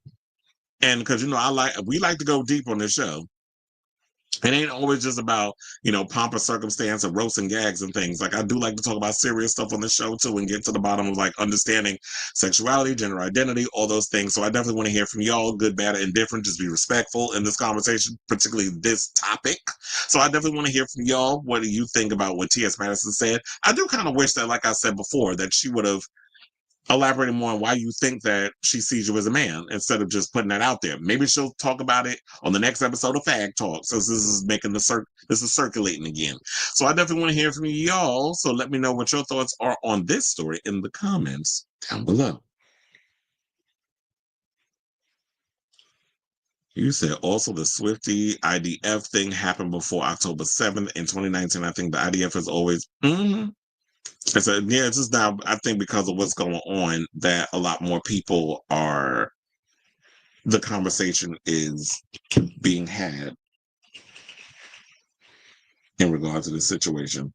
I said, let me go over there and see if there's, I was wanting to search something for a minute. Oh, it's still there. A coin. All right. You said, I saw in early 2024, a teenager around my age was refusing to serve, and he did a month in jail and kept extending it. Oh, not that mess. Just shady. All right, y'all, let's get into this story. So now this is a developing story, so I'm sure that we will probably be talking about this quite a bit, but this morning I woke up and there was some tea that came out where Elijah Zayne, his social media, and y'all know, in case y'all don't know who Elijah Zayne is, he does a lot of content with Rhyheim Shabazz. And so there's been some tea that has come out where he posted the following wait, hold on. I hit the wrong button. Where he came out at the bottom. And if you see at the bottom, he posted, my story will be heard 100%. So a lot of people out here talking about, what you talking about, Willis? So apparently, but I heard that it's been a while that Rhyheim Shabazz and Elijah Zayne were not together anymore in a relationship. But I guess now it has become apparent. But people jumped in the comments, and I wonder what this all stemmed from, because I think it was a video of some boy that looked like he was a bit underage, and Rhyheim, and I was looking for the video, but apparently it was not popping up because a friend of mine sent it to me, but it wasn't popping up. And then I guess something or another, I'm gonna just tell you what it said. So Raheem was like, "Oh, I like when you feisty and all this other stuff and this, that, and the other." And the boy looked like he was 12 years old. Not necessarily that he is. I don't know what his age is, but he looked like a baby. And this is where a lot of people out here saying, now that Austin Wolf has got himself locked up in federal prison, is Rhyheim Shabazz the new Austin Wolf? I mean, he is somebody that has 1 million followers. I believe he was the first adult performer to receive 1 million followers on Instagram, no, on Twitter. And then I think his page got taken down for some godforsaken reason. He had to start over. And then Diego Barros ended up being, another person who ended up getting that. So I don't know who had it first, but nevertheless, that's what happened. So people jumped in the comments, and Porfy, shout out to him, because remember, he dated Fitness Poppy at once. And I mean, once upon a time, and Fitness Poppy and him, remember that whole story that went viral of them two having a big blowout in their relationship. And Porfy went and started spilling all of Fitness Poppy's tea on social media. So Porfy went, shout out to him in that booty. He said, "You deserve respect and, more importantly, love, especially after all the sacrifices and tough battles you fought. I and many others support you. You are loved. I love you, mi hermana preciosa." So they're good Judies. And then Elijah Zayne responded by saying, "I love you." Then another person said, "And we right behind you." And another person posted, so people saying they were support. Another person said, "I literally thought y'all were living the perfect fantasy life." Well, child, first of all, none of it is perfect. And it's all a fantasy. Trust and believe. It said, "I literally thought y'all were living the perfect fantasy life. I'm sorry for whatever may have happened to you. Keep going, and we are all rooting for you." And Elijah was like, "I wish that was the case." And so, a lot of people have been sending him support and all this other stuff. So that's why I'm scrolling through. They said the tea is exceptionally well today. I hope you're okay. And then, he's responding, but he says, he's dealing with a lot of hurt and he appreciates the love and things of that nature. But I'm trying to see if there's anything new in regards to this. So yeah, he's talking about that he's putting it out. Wait, somebody said, "Even though you don't know me, I follow you in your videos. And if someone hurt you, no matter what, I love you and as a person and a human being." So there was that. But then there was this clip that I had came across, y'all, right? On Supreme Things. And I think it was on the red carpet. Child, why is every time something go on with these adult performers, Ricky Cornish is involved? Why is that? So yeah, I got this video. Hold on. I was like, let me pull it up. And we're gonna come back. We're gonna play this video because this might be some telling. This might be some tea that we're gonna get into. Hold on, we're gonna come back and talk. Please hold. And commented, "Wasn't he also with Leon Reds prior to Elijah? And did the age gap end that relationship too?" To which I responded, "I don't know. I'm just trying to stick to obvious reasons, ones he, meaning Rhyheim, has spoken about." To which Elijah responded to me, "Of course he said age caused issues. That's better than him saying that he's abusive." The most interesting comments came from these two people, with the first stating, "I never liked the way Rhyheim treated Leon Red when not creating content and the way he just dismissed Leon. Rhyheim is not who people think he is at all. He's sinister." To which Elijah responded, "T, the stories of Rhyheim being a Diddy will soon be revealed. He uses those boys and direct them to do things they don't even want to do. Elijah loved him, and he just abused and used him and dangled him as a carrot. As little do some people know, many didn't want to be intimate with Rhyheim unless they could be intimate with Elijah as well. What's always puzzling to me is the amount of people who know what's going on firsthand. But as long as they aren't the ones being negatively affected, as long as they are benefiting from the situation, it doesn't matter. Because you mean to tell me no one saw Elijah allegedly being abused? No one felt any kind of weird vibes? I've heard adult creators who have worked with Rhyheim praise him, refer to him as their mentor, and in the same breath state that in conversations they've had with Rhyheim, they were told that Rhyheim didn't mind them creating videos about him as long as they weren't negative.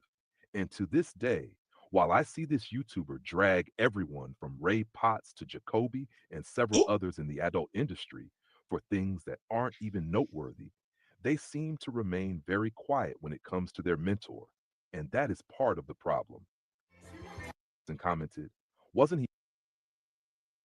Oh, so when they went and through that subliminal, I wonder who they were talking about. Chris, what do you mean? Oh, so I think they were talking about, obviously, Nico aesthetics. Now, before we get into the conversation, I shout out to Nico. I am, we are friends. We Keke and stuff on social media, like we're social media friends, not like friends that we hang out and shit. But I've said something to him, he responds back and all that other stuff. So but of course, people are gonna bring this up and be like, well, yeah, because Nico calls Rhyheim a mentor. He has done content with Rhyheim's company. Before when he was just a commentator that would always talk about adult performers and this, that, and the other, he would basically, he wasn't really getting into the adult cinematography. Now he's into it. And he also does his videos and he does the parties and all this other stuff. But everybody's saying, yeah, that he's been relatively quiet about it. But I will say this.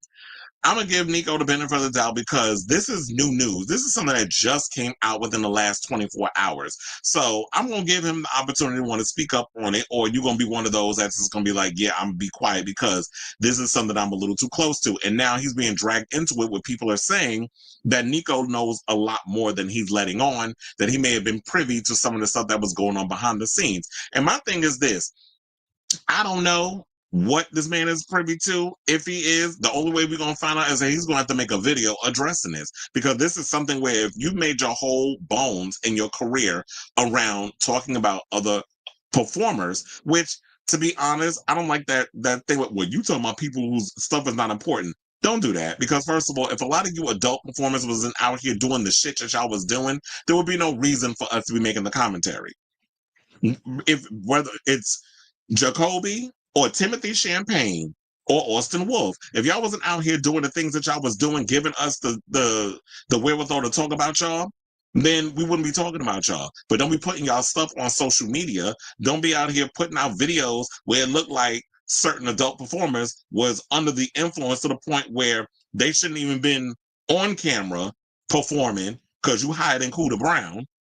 And clearly you can't get your dick up, which has always been a problem with Castro Supreme anyway. Not just that situation, but any situation. But that was always the running gag from back in the day. Me, I'm an old school adult cinematographer watcher. So even back to the days when he was in the era of like Tiger Tyson and all that other stuff, there was always jokes about the fact that, with all that meat you got between me down there, the shit don't get hard. So don't get mad at the messenger. Don't put the tea out there and then get mad about it. So I don't like when y'all be trying to do that. But for the most part, yeah, Nico, you got a lot of explaining to do in this situation. You're gonna have to really come in and give your side of the story, because the girls is gonna be coming after. And I would not be surprised if they lit up his Twitter with all of this stuff that's coming out. Now, this is still, like I said, something that we don't know what's going on. Everything. This is little breadcrumbs that Elijah has put out there, the implication that there was some grooming involved, that he was young and dumb. And when you're going to get into the adult performer space, if this is something that you really want to do, then is it really grooming though? Because you're looking at somebody who's older. I don't know. I'm just asking. Because it's like, if this is a space you want to get into and this guy that you're in a relationship with has put on this whole mentorship situation, is it really grooming? Or was, like they said, there was other things that was going on, which was he was holding things over your head. If you don't do this performance, if you don't work with this artist, I'm going to put you out in the street. Like if there was threats and all this other stuff involved, and you were at a point where I'm stuck between a hard rock and a hard place, and I'm being forced to do these things similar to a Diddy with Cassie, where it's like you got the drugs, you got the money, you got this whole lavish lifestyle that is being provided, and you are my main. That's bringing a lot of income in, and Elijah's a cutie. So who wouldn't want to hit that? Right? Ryan got a big old dick, but That's an acquired taste. Kind of like, as some people say, fat rapping. Because some of the girls would come out here saying that too. Like, there was one person I saw as a content creator was reading Fat Rabbit Killer, talking about he ain't that attractive, whatever the case was. But I'm like, girl, if you're trying to get in this adult cinematographer space, these are things you might want to keep to yourself. Because if you're going to come out here and start trying to read other performances, nobody going to want to work with you. Because it's like, what would you say about me in a situation? Especially when I'm thinking the thing went well, and now you out here being a shady queen. So yeah, with this whole situation, I'm definitely going to keep abreast of the story as it develops because, like I said, it's still fresh. There were some adult performers that jumped into the comments, seemed like they knew a lot more than they were letting on, but was like, you know what, I need to let Elijah say what he going to say. And there was some people that was like, well, you shouldn't put your stuff on social media. You shouldn't go and reveal it on social media. But I'm like, sir, look, Elijah, I'm going to put it out there. If you want to come on this show and air out, spill your tea, and the floor is yours. I have done this before where I have allowed people to come on. You already know my Daniel McGarrigle interview about Shangela. I'll let him come on and say what he needs to say about Shangela and that whole situation. So people have used this platform and this show to say what needs to be said. I give you the floor. I will ask my questions. You know, playing devil's advocate in certain situations. But if you need a space to come on and say what needs to be said, I'll definitely love to have you on. Because I know some people's like, yeah, don't go on Nico's show because Nico was too close to the situation regarding Rhyheim, that being his, mentor. But I'm like, you're not the only one that be out here talking about adult performers and things. I'll talk about it too. And I've been talking about adult performers long before a lot of y'all had YouTube channels. So I say, this to say, what do you guys think of this story? I did say that, yes, it is still fresh. It is still a developing story. We still have a ways to go until, I guess, Elijah will come out and say some things. But I hate when y'all put little vague situations out there and you'll allude and hint to certain things and don't really, if you're going to spill the tea, spill the tea. That's what I always say. But I'm going to give you the space and the time to be like, I'm going to say what I need to say when I'm ready to say it.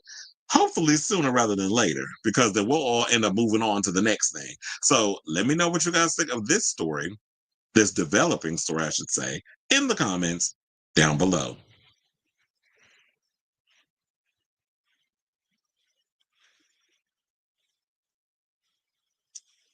Oh, hold on, because I said, you said if it was, oh yeah, I read that one already. You said I saw in early 2012 for a teenager around my age was refusing to serve. Oh yeah, I think I did that one too. Oh yeah, they talking about Nico. That's what I said. When I saw that video, I was like, you said then threw that Nico dagger up in there. I was like, yeah, we got to address it too. Nico has been super silent about Rhyheim. Rhyheim pays him, so I guess it is what it is. Nico made his video about Austin Wolf the day the news broke. Exactly. You broke your neck to go in and let have on Austin Wolf. But you radio silent. And I love you, nigga, but we got to talk. It is what it is. Straight shooter, pow pow. You broke it, you put out your Austin Wolf video before me, but I have an excuse. I was working, so I couldn't get on the mic and do my breaking news Austin Wolf story. I had to do it the next day because I was working a show. So yeah, I saw. I'm like, damn, y'all ain't wasting no time. But I understand it was breaking news. It was stuff that was, it had to get out there. But yeah, that is true. You did break your neck to tell that, to break the Austin Wolf news. Even though every time Austin Wolf stories came out, I was on it. But yeah. So if you could be that quick to put together a video on Austin Wolf, you can get your ass in that room. Hola, buenos días, soy Nico. You could do all that shit, today and put your little video out about Rhyheim Shabazz. Please don't summon that Timothy Bowles. Okay, we don't like her over here. That mess. Even though when we talked about the top adult performers of 2025, I cannot believe y'all still out here watching his tired ass performances, his videos or whatever. I will share interviews done by Ricky. I'm not going to say he got them wanting to pound him. And I think I would not be surprised if Ricky has, that asshole has been used and abused and it looked like RB meat when you pull them damn drawers down. So he said, in my opinion, that's why Ricky didn't announce Austin. And he was getting all the invites going down to Mexico City. I believe it was Mexico City when they were doing the the videos on, like when he would do like his content creator situation, because he would go rent like a villa, whatever the case is, Reno Gold, all of them would go down there and they'd be making content. So I would not be surprised if he was getting turned out by Austin's mid-peen. I also saw in the Wild Boys podcast, Joey Mills is hated and is being told he's no longer a well, he's not. When we saw, oh damn, I was like, no, I didn't show y'all the picture of Joey Mills. Where it's like, yeah, he's starting to look older. He's not, the twink thing is not working. I'm speaking of which, are they still doing X-Rated NYC? Remember that show? It said only Brad basically said, we're trying to push him out of the twink sphere. I don't particularly care for the Wild Boys either, but whatever, because I always feel like y'all be out here queer baiting. But yeah, there comes a point in time where it's like, yeah, if you're no longer a twink, you got to figure out how do you transition into your next phase. Like there have been some that have been lucky enough that's like, okay, I phased out of the whole twink thing, but then I was able to transition into doing other things. Either you go behind the scenes and you direct, or you can come out looking like a daddy or something. I don't know. That boy aging backwards. So I don't know if it's gonna work for him in that whole context. Okay. Oh, you said Blake Mitchell was a twink, but then he became Lane V. Rogers. That was, you could always find ways to reinvent yourself in other ways. Just gotta take some time away and come back young, fresh, and new. All right, y'all. So we got about 4 topics left before we are done with today's show. So before we get to those final 4 topics, if you could please do me a solid, hit that like button. If you're new to the channel, hit that subscribe button, and also be sure to smash the notification bell so that way you know when we go live with a brand new episode of Chris Avalon Unfiltered.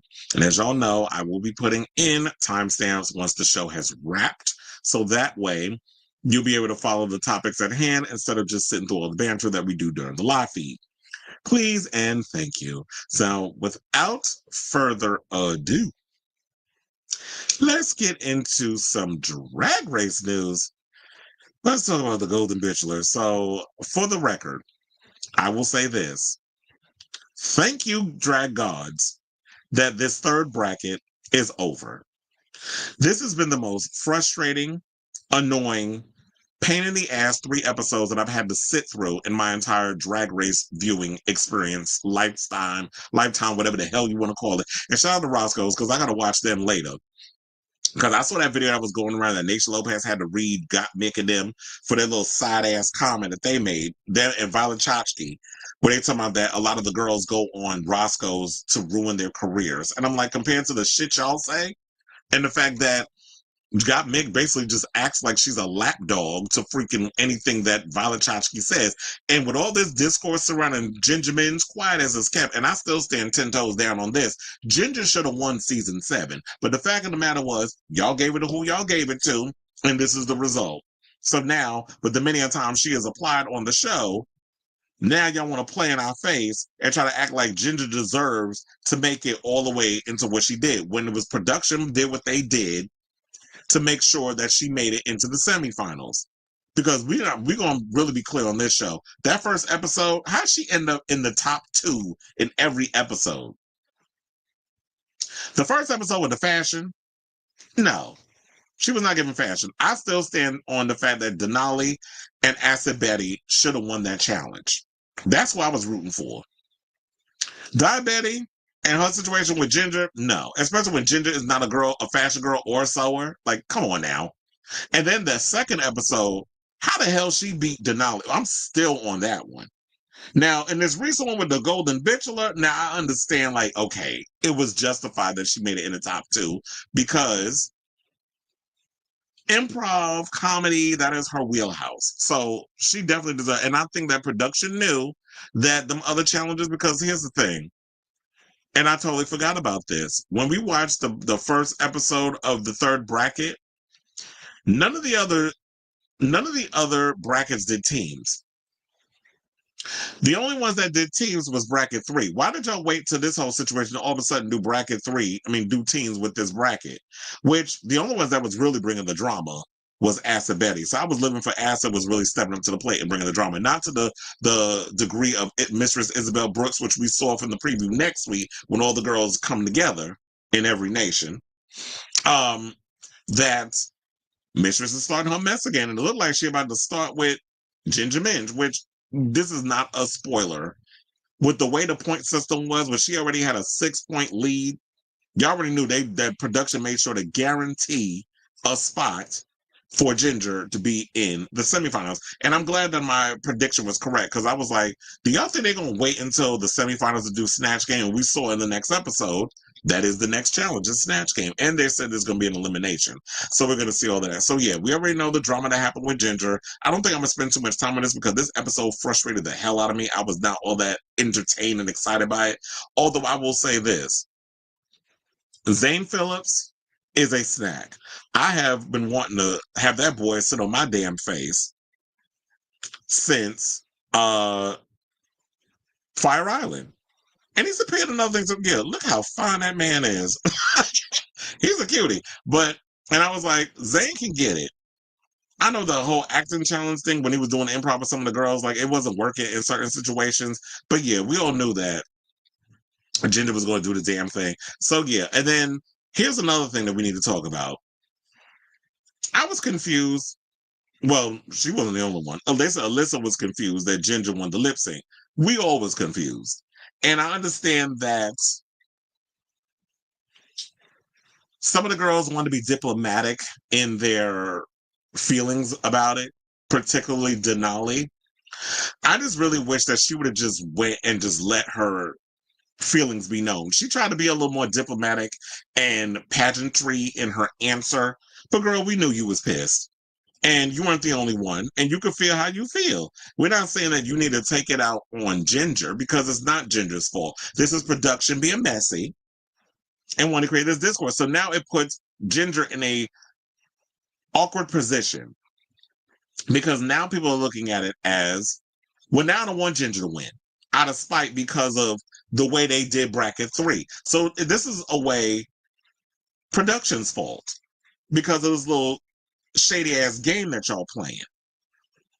So yeah, then after that, and then Alyssa wound up getting into it with Diabetica because Diabetica for some reason was in her Delulu era and thought, oh well, you said, even though they were using the word consistent wrong, they kept saying consistently.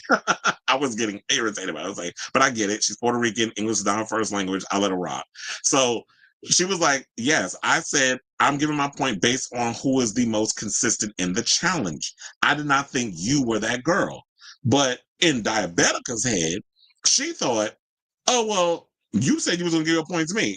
Oh, bitch, I never said I was giving my point to you. So I don't know where in your head you thought that. Because to me, Cuckoo was consistent.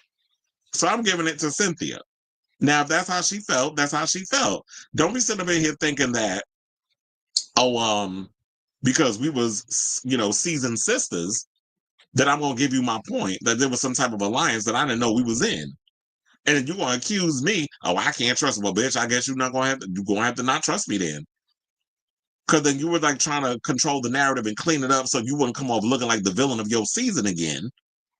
But then you went back into the old Diabetica ways, which was like, oh, I don't know if I can trust you. Oh, well, then I guess you're not going to have to then. But what you're not going to do is accuse me of being a liar and all these other things when that's not true. So then, of course, Cynthia had to come in and break up the tension by getting the chunkla out, which was hilarious. But yeah, I don't even want to talk about the Bitchelor challenge because that shit was so damn stupid.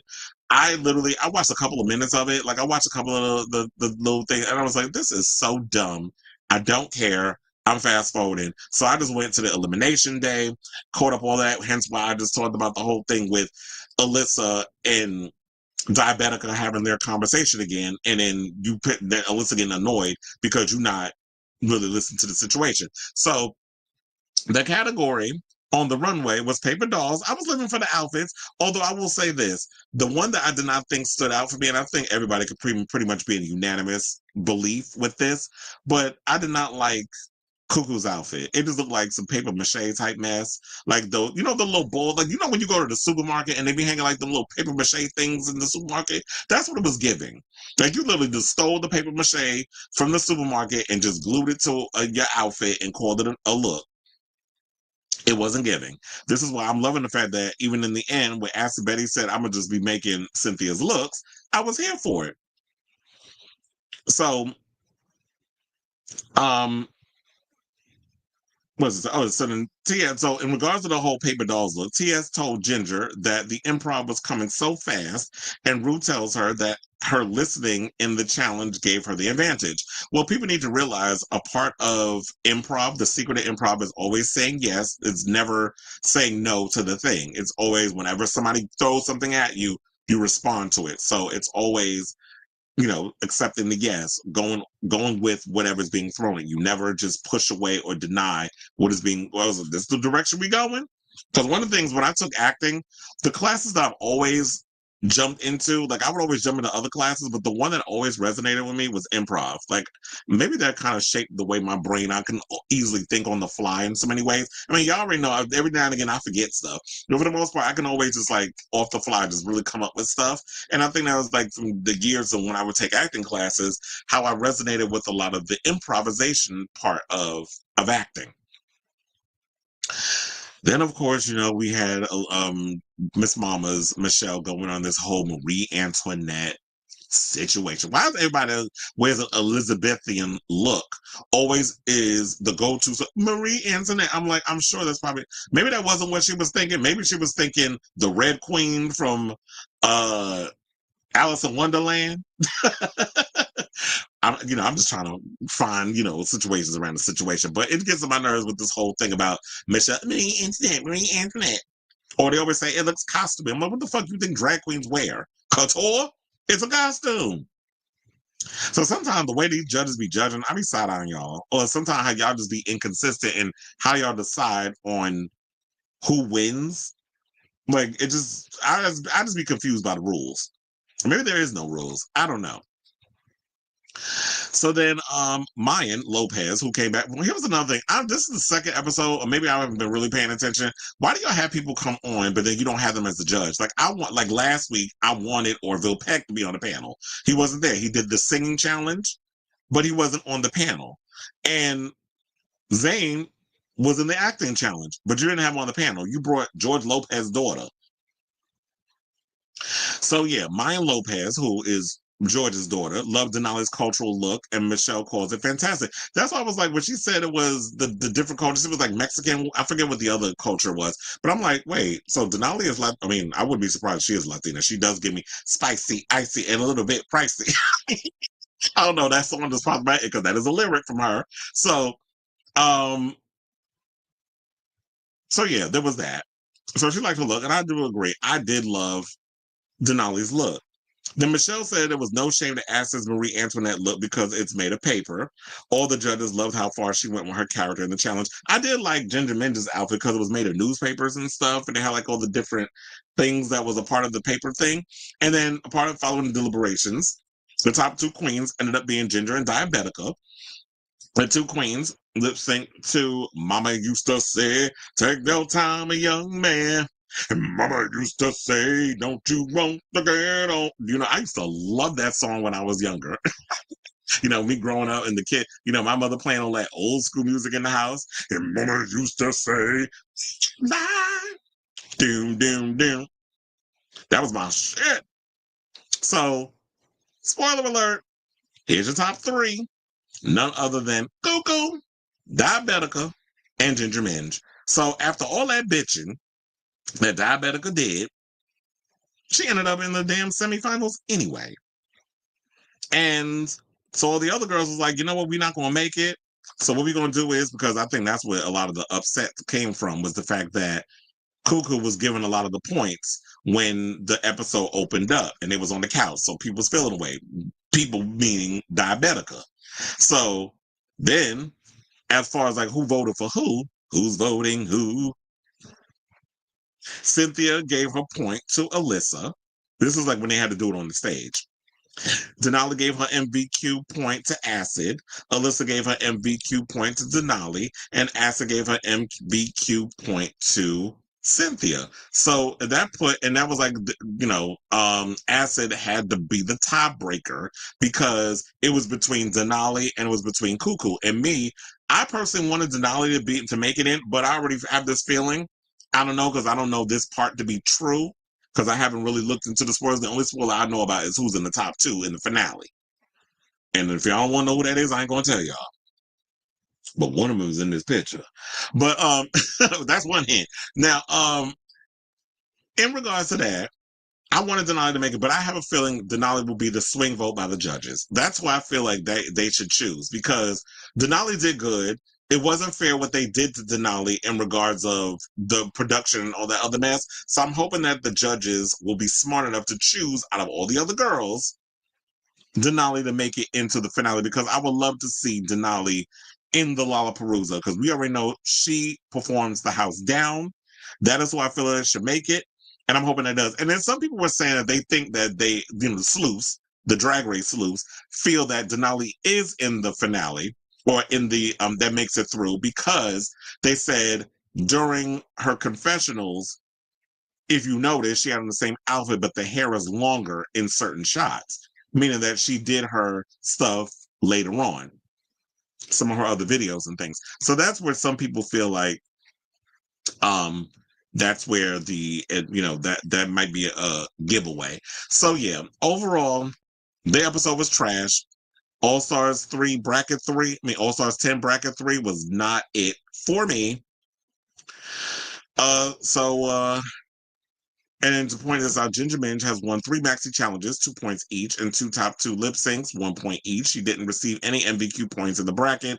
Ginger's final score is 8 points. Diabetica won 2 maxi challenges, 2 points each, and 1 top 2 lip sync, 1 point. She also received 1 MVQ point. Dia's final score is 6 points. Now, Cuckoo, aka Cynthia Lee Fontaine, didn't win a maxi challenge. It didn't have a top 2 lip sync. However, she received 5 MVQ points during this bracket. So Cynthia has 5 points. So she got through because the girls pushed her into the finale, the semifinals, I should say. And so politics helped her get where she needed to get. Now, is she going to win? No. We know she's not going to win the show, but seeing her being in the semifinals and her being entertaining, and we'll see how well she excels at Snatch Game, depending on what type of Snatch Game version that they're planning on doing. But we'll find out when all the brackets merge and we see how it all goes down. And as I like to say, I can't wait to see how this turns out. So I say all this to say, what do you guys think of this story with the latest recap? Child, it was dry and tired. I was, if I could just burn this at the stake like Miss Mamas was screaming Balenciaga, I would. But we got out of our system. Hopefully the girls will bring it when the new episode airs on Friday. If it airs on Friday, because it is July 4th. So they might air it anyway, I'm guessing. But it is coming this week. We'll see how it all goes down when all the brackets merge and the drama ensues and all that good stuff. So yeah, let me know what you guys think of this overall topic and this Drag Race recap in the comments down below.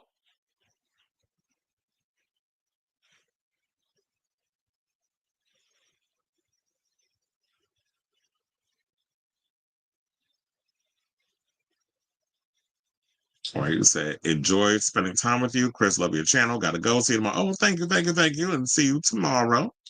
Thank you for supporting the channel. I really like this episode mostly because I love dogs. That's why I love the fact that, when you and I never see eye to eye in a lot of situations when it comes to crazy. Like the episodes I hate, you like. The episodes you like, I don't like. So it's funny how it always works out that way. And you said the drama between Dia and Alyssa was boring, and I wish Acid Betty would have made it to the semifinals, but this bracket co-worded this season. Okay, worded. You saying killed this season? Oh, I know he was like, we can't say the word, but it was like, yeah, it just brought us. I guess because after what Mistress did, the high was all the way up here, the stakes was all the way up here. That it's like there's only one way you can go, and that's down. So it just didn't, a lot of people like, okay, that's about to be dry. I didn't know who Zayne was until I watched this. Let's just say it was love at first sight. Yeah, he's been in a lot of stuff.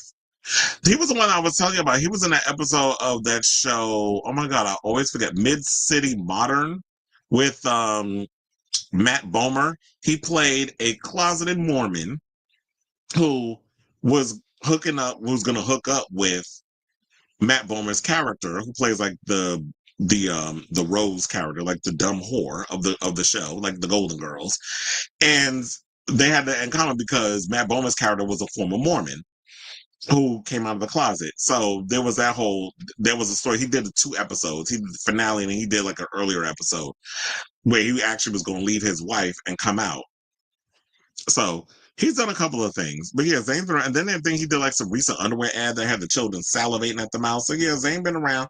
But the first time I saw him was when he did Fire Island.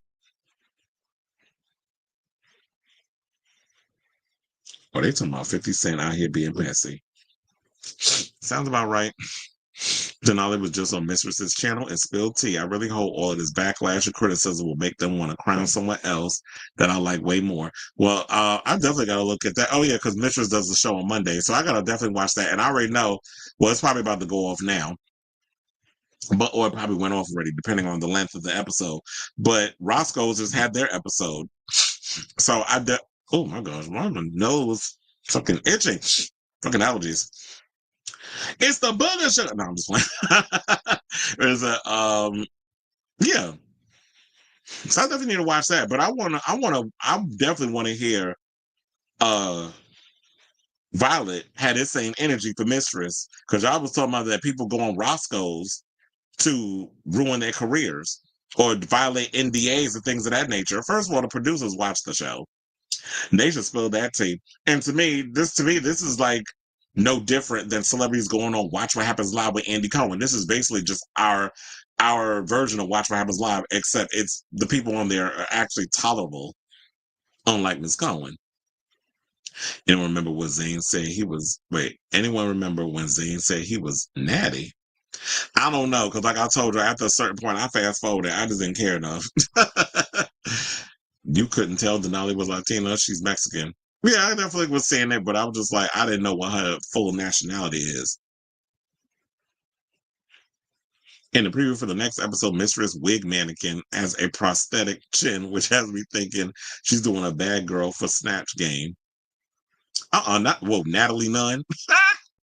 Drag the boots down. House mama. Yes, girl. You forgot that part. Raven and Raja were there, so they're doing the regular Snatch Game that they normally do for the regular seasons. Snatch Game I love was beginning to bore me anyway. Yeah, they definitely were. Republicans are pissed because Planned Parenthood is getting defunded for 1 year instead of 10.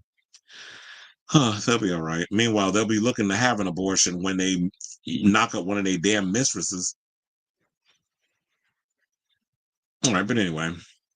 All right, so let's get into some more Drag Race news. Let's talk about the Vivienne. So now there's some more tea that came out regarding the Vivienne. This is a long one because there was a lot that came out in regards to this and how she was found and how many days she was unalive before her body was discovered. So, child, it was just, thoughts and prayers to the Vivienne's family and all that good stuff. I was like, wait a minute, where is the photo?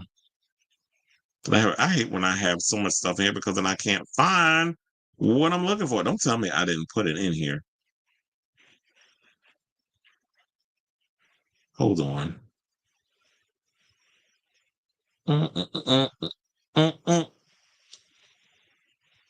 Okay, hold on a second because now I got to add the photo and then we'll get to this situation because I'm like, I could have sworn that I put it in here. But now let me give me a second and then I'm going to have to go and wait, that's not what I wanted to do. It's like now I'm just like, when you start getting in your head and you start messing up. Relax, relate, release. And what if it would be like, it's already in here and then I'm just saying like, I can't see it. Because that happens a lot too. When I'll put a file or something in my little Rolodex and then I can't find what I'm looking for or whatever. I just create a second one. Okay. All right, we're back in business. All right, let's do a take 2 in action because this is alive. All right, y'all, let's move on and let's talk about our next topic, which is the Vivienne, who there was some tea that came out regarding the Vivienne about how she died. I thought we was already done with the whole Vivienne stuff, but more stuff is starting to come out, which I was not expecting, but let's get into this story.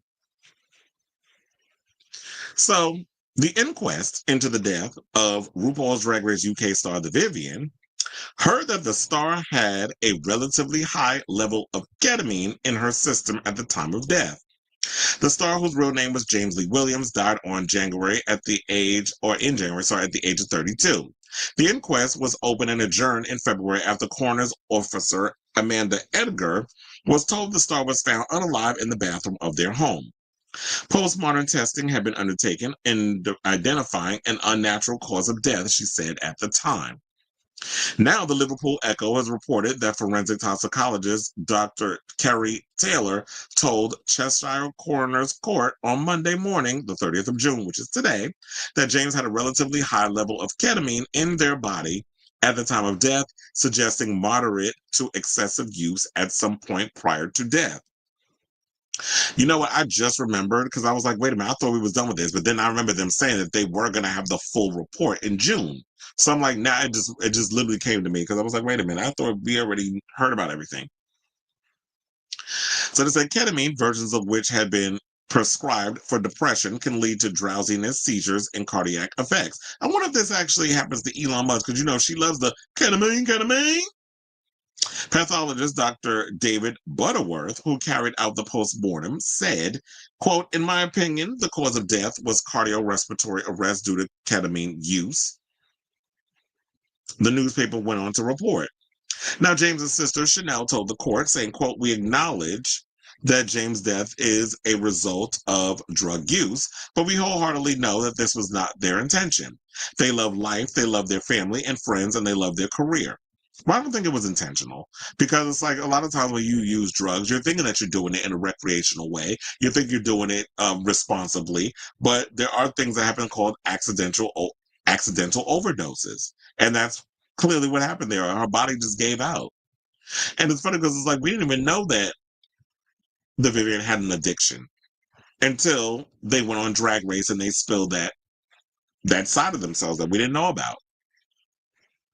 The star's father, Lee, told the proceedings that his son had a quiet and private life, adding, he never turned his back on anyone. He wanted to help his community, to help other drag queens achieve their goals.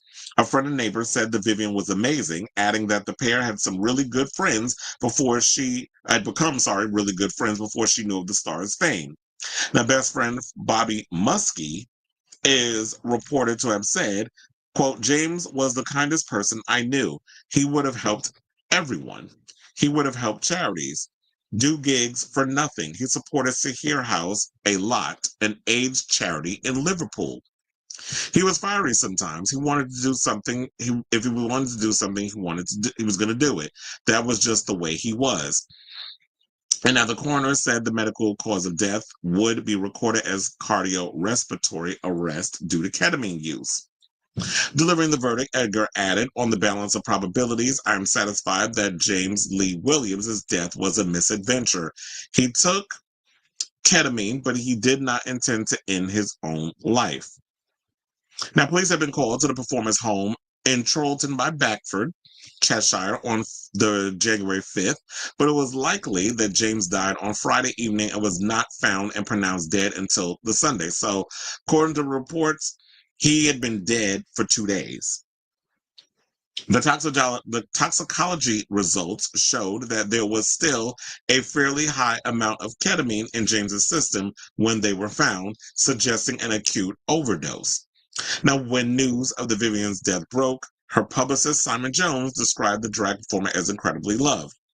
So, you know, everybody pretty much had sent out their condolences. We already know this because we talked about it many times on the show, including RuPaul and RuPaul's Drag Race definitely paid, their condolences to the Vivienne in regards to that. So, yeah, I'm glad that we finally have some closure. in this whole situation.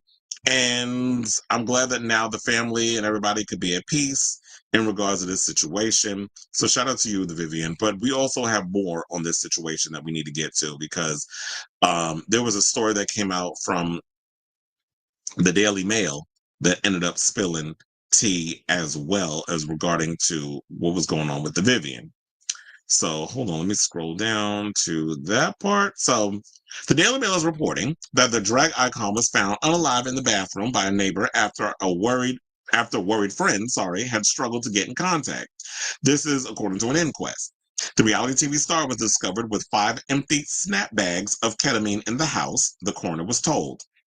A friend said the drag queen, who we already know her name, James Lee Williams, and used pronouns they and them, had been sober for years but had recently relapsed. When no one could get a hold of the star, neighbor Janine Godbold had been forced to use her spare key to get in. And I think that's always a good thing too. Like if you're really cool with your neighbors or whatever, like if you haven't heard from me in a while, definitely have a key. Come see what's good or whatever the case is. That's kind of like my problem too. Like I'm very much like if I go off grid, I go off grid, and I think people have gotten used to that. And I don't want to end up in a situation where me personally, I'm dead for a couple of days, and people are like, so I haven't heard from so and so in a while. I need to find out what happened with them. And I have known, I've had situations where this has happened to friends of mine, where it was like they live alone and then they died in their house or their apartment, and then days later people go check them on because like, oh, so we were supposed to meet up, we were supposed to do this, I don't know what happened to them, and now this is the result. So when no one okay, so then it said she sobbed as she told coroner Jacqueline Devonish she found the Vivienne unalive in the bathtub looking asleep. Recording a verdict of death by Misadventure, the inquest heard the performer had likely died 2 days before being found. Toxicology evidence found the Vivienne had an acute overdose of ketamine causing cardiac respiratory arrest. Now, Bobby Musker told how the star had suffered from relapse after years of sobriety, saying that he was aware of his friend's substance abuse. Drugs didn't define them as a person because he'd done so much more than that. And I think, like, yeah, I totally get that, but you have to point that out because people will be like, oh, so-and-so was a drug addict. But it was like, there was so much more to them than that. And I think maybe the Vivienne got into the ketamine stuff. It could have been because when you're overwhelmed with work, you got to keep going. You have a lot of things going on. You have to be able to work. So maybe that was helping them in some sort of way when you've been busy thanks to the success of Drag Race and so many other things you have going on. And Mr. Musker said that he had spoken to his friend by video call on the evening of Friday, January 3rd, and knew the star had taken drugs. He said, I've seen him on drugs, I can tell. Mr. Musker said that he had exchanged previous messages and videos, one of them singing a song from stage show Cabaret, in which James was due to appear in London's West End, others mentioning them going to Liverpool. He mentioned he'd been to Liverpool a few times. I knew he'd been to get ketamine. He told that he had known James had taken ketamine years before and struggled with sobriety, but that he went for several years without using the drug. He added he did not know when the entertainer relapsed, adding he didn't want to take it, but I knew he didn't want to take it, but I knew he wasn't sober. He didn't want to be taking it. And a lot of times we've heard that happen where people go and take drugs. They go years without using it, or how long they go a long period, I'll say a long period of time without using it. And then it's just like, you know what, I'm going to just jump back in it again. And that is a shock on your body, a shock to the system. So Mr. Musker and his friend, who was on a 6-week break from appearing as, the child catcher in a touring production of Chitty Chitty Bang Bang, had never given an indication of self-harm and was looking forward to Cabaret as well as a big production of Lily Savage's life story. Mr. Vonage said, so things were looking good for him. He had a lot to look forward to. He never self-harmed in any way. And then Mr. Musker replied, no. Now, Mr. Musker told how on January 5th he received calls from the Vivienne's manager, Simon Jones, who had not been able to get a hold of him, and rang their sister Chanel, who had been due to see them on January 4th, but he did not show. The inquest heard that the weather had been bad and snow lying on the ground, however. Now, Mr. Musker said that he decided to call the Vivienne's neighbor, Janine Godbold, because he knew she had a key. After Miss Godbold and her son went round, they rang them back. Mr. Musker said, I could hear Ryan or Jan shouting, he's in the bath, he's in the bath. Now, Mr. Musker then drove from his home to Southport, Merseyside, to the Vivienne's home, arriving to find emergency services there.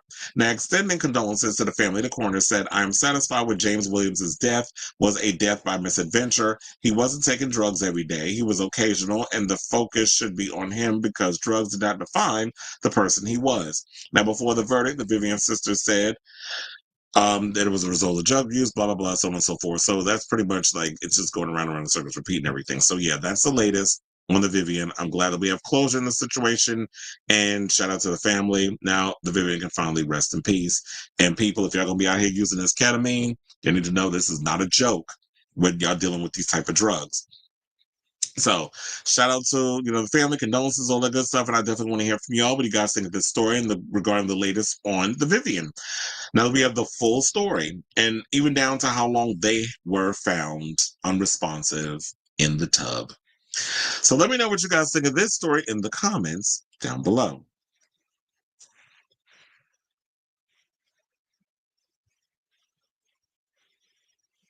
Okay, so you said, wait, did I read that? Oh, yeah. You said, Denali mentioned in the video with Mistress that a queen from All Star 7 allegedly refused to leave her hotel room unless all the queens were awarded $10K. I don't know why, but my mind, it instantly went to, it might have been, the Vivienne might have went to her. He says some Latinas are Mexican, depends on the group. Of course, but after the breakdown of his brother, Chris saying, my father was a real Democrat, I'm a real Democrat, AOC, I'm Donnie.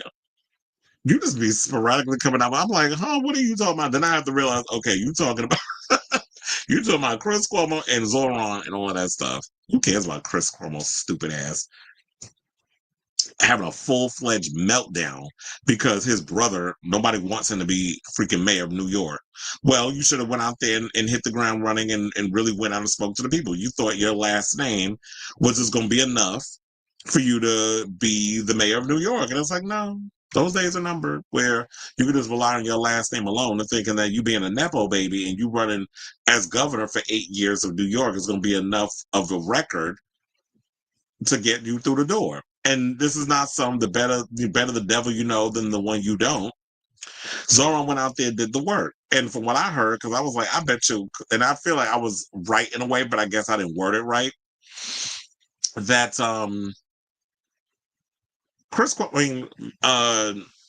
Andrew Cuomo didn't come out here and do what needed to be done. Yeah, he made a couple of appearances here and he did the debates when he got his ass beaten. But you wasn't out here canvassing. And one of my friends who's heavily into politics and has worked with Zoran in the past told me that, he was out there, he had people out there, he was paying them $25 an hour to canvass for him. But what he didn't know was those people that was canvassing for you, they was taking the money, but they was voting for Zoran. So they was out here doing the thing, working for that $25 an hour, but they wasn't voting for you to be mayor of New York. So you was out here paying people that wasn't riding for you in the end. All right, y'all. All right, so we got 2 more topics and we are done with today's show. So let's get into our second to the last topic. Let's talk about Simone Ye, who is opened up, I should say, to T.S. Madison because she went on her show, Outlaws, which y'all should definitely check that show out if you get a chance. And she told about how being on Drag Race literally saved her life from taking it. Now, she said this. She said, quote, I've been able to take care of my friends and help people through this. I've been able to help myself through this. I learned a lot about myself and changed my perspective on myself. It made me realize that I'm not worthless. I got it. This is what she told T.S. Madison. Continuing, she added that becoming a drag queen changed everything for her, saying, I wasn't a very confident kid. It gave me a reason to be. I don't know where I would be without drag. I don't know if I ever said this publicly, but I remember I came home one day and I just had enough. I was bullied as a kid and I just had enough. I was ready to eject.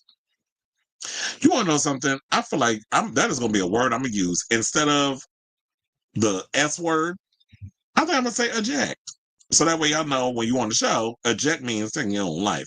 And here's the thing. Shout out to this look. Simone Ye always serves it with a look. So I'm living for that right there, but I just want to show the full ensemble. So she said that they also said that Simone's mother also played a part in the Ebony Enchantress's shift in attitude.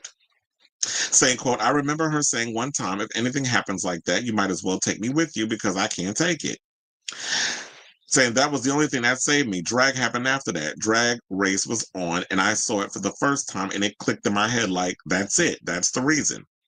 And I think a lot of times when you look at yourself, a lot of people don't really see like I have a sense of purpose or whatever the case is. But then you hear that voice calling, I was like, yeah, don't do it. It's not worth it. Like I truly believe in the whole aspect. And thank God I came up in the time of it gets better because it really does.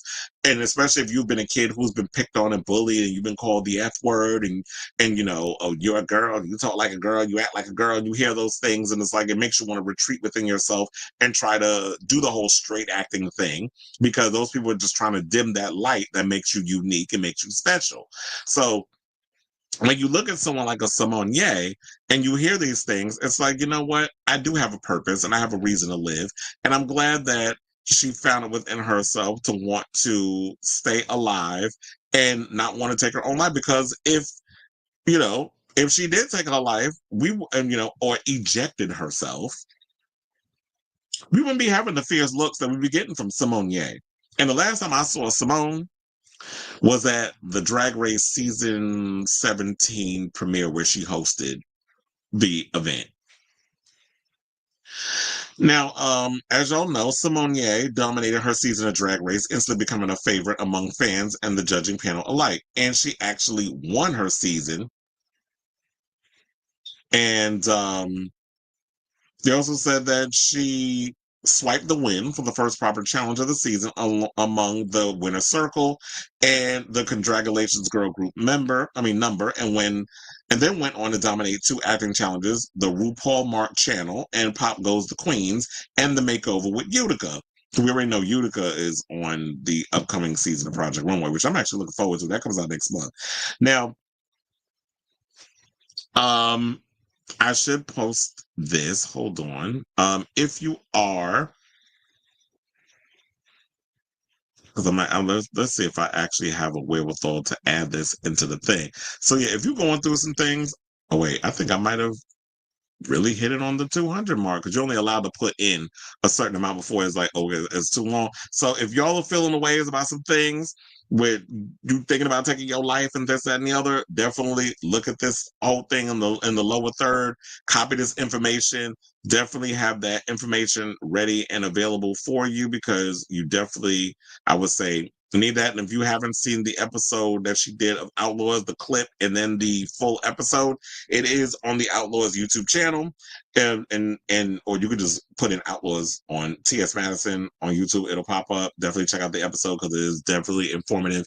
And shout out to TS because TS is definitely out here doing the Lord's work in regards of getting down to these deep-rooted conversations with a lot of the Drag Race girls or people that are just a part of our community whose voices need to be heard because I don't see anybody else giving those platforms to people.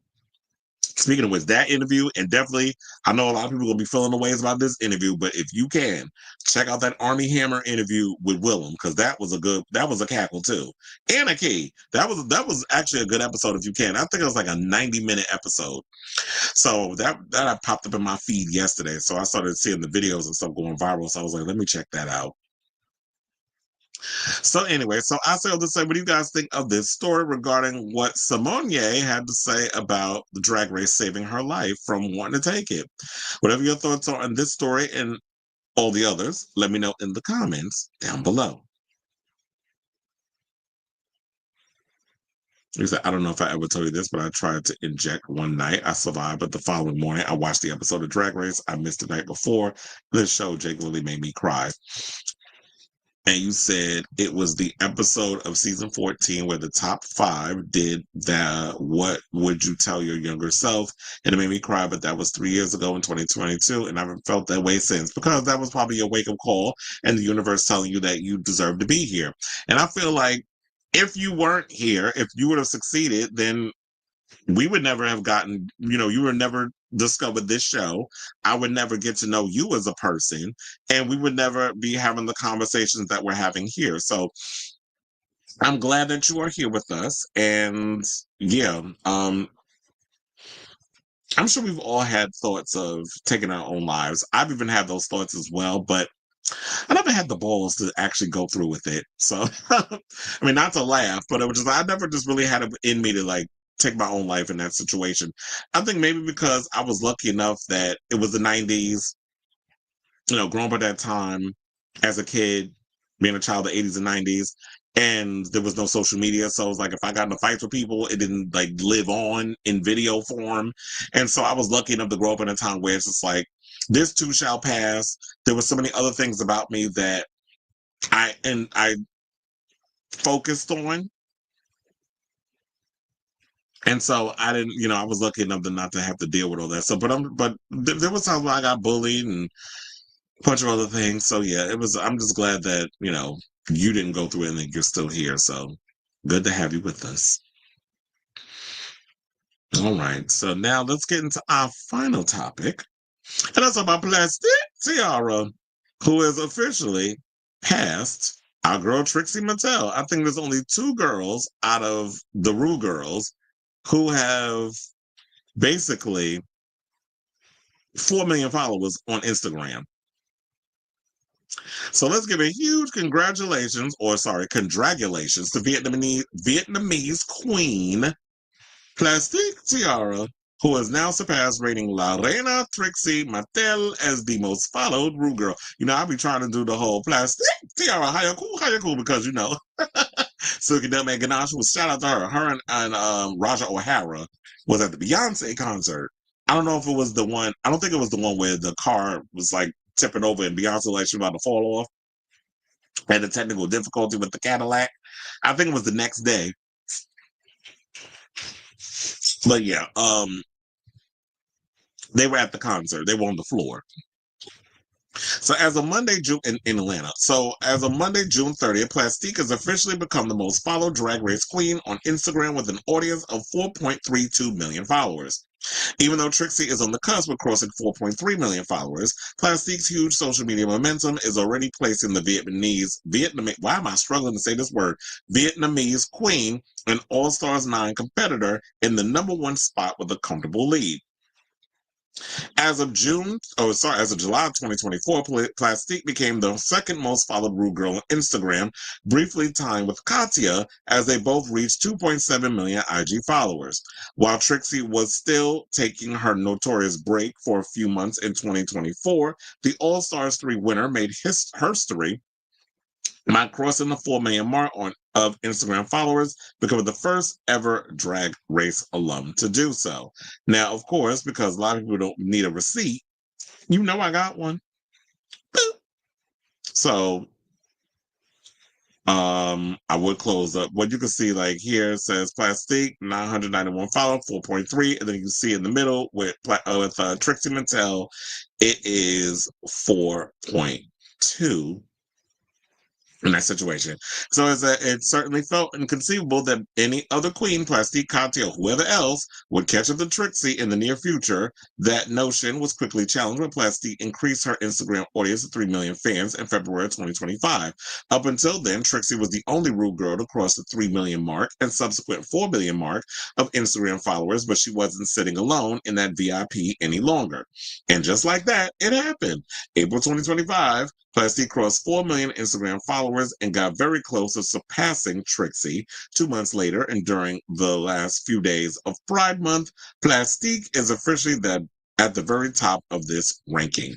So I'm not surprised because Plastique has been out here really with the fashions and all the other stuff. So in so many ways, I'm not surprised that Plastic Tiara is up here, surpassing Trixie in regards of the overall looks department. I mean, in regards to like followers and things of that nature, because she's out here serving. Yeah, Trixie has other things and stuff going on, but people like following Plastic because she's always giving something really creative, especially on how she comes up with her looks and things of that nature. So I'm not surprised that she hit it at this point. I was about to tell y'all saying that because y'all didn't expect an Asian queen to surpass a white girl, even though Trixie says she's Native American. But You look white, niece. So, congratulations, daughter. So I say all this to say, what do you guys think of this story regarding Plastique Tiara officially surpassing Trixie Mattel on Instagram with a whopping 4.3 million followers to Trixie's 4.2 million followers? So whatever your thoughts are on this story, let me know in the comments down below.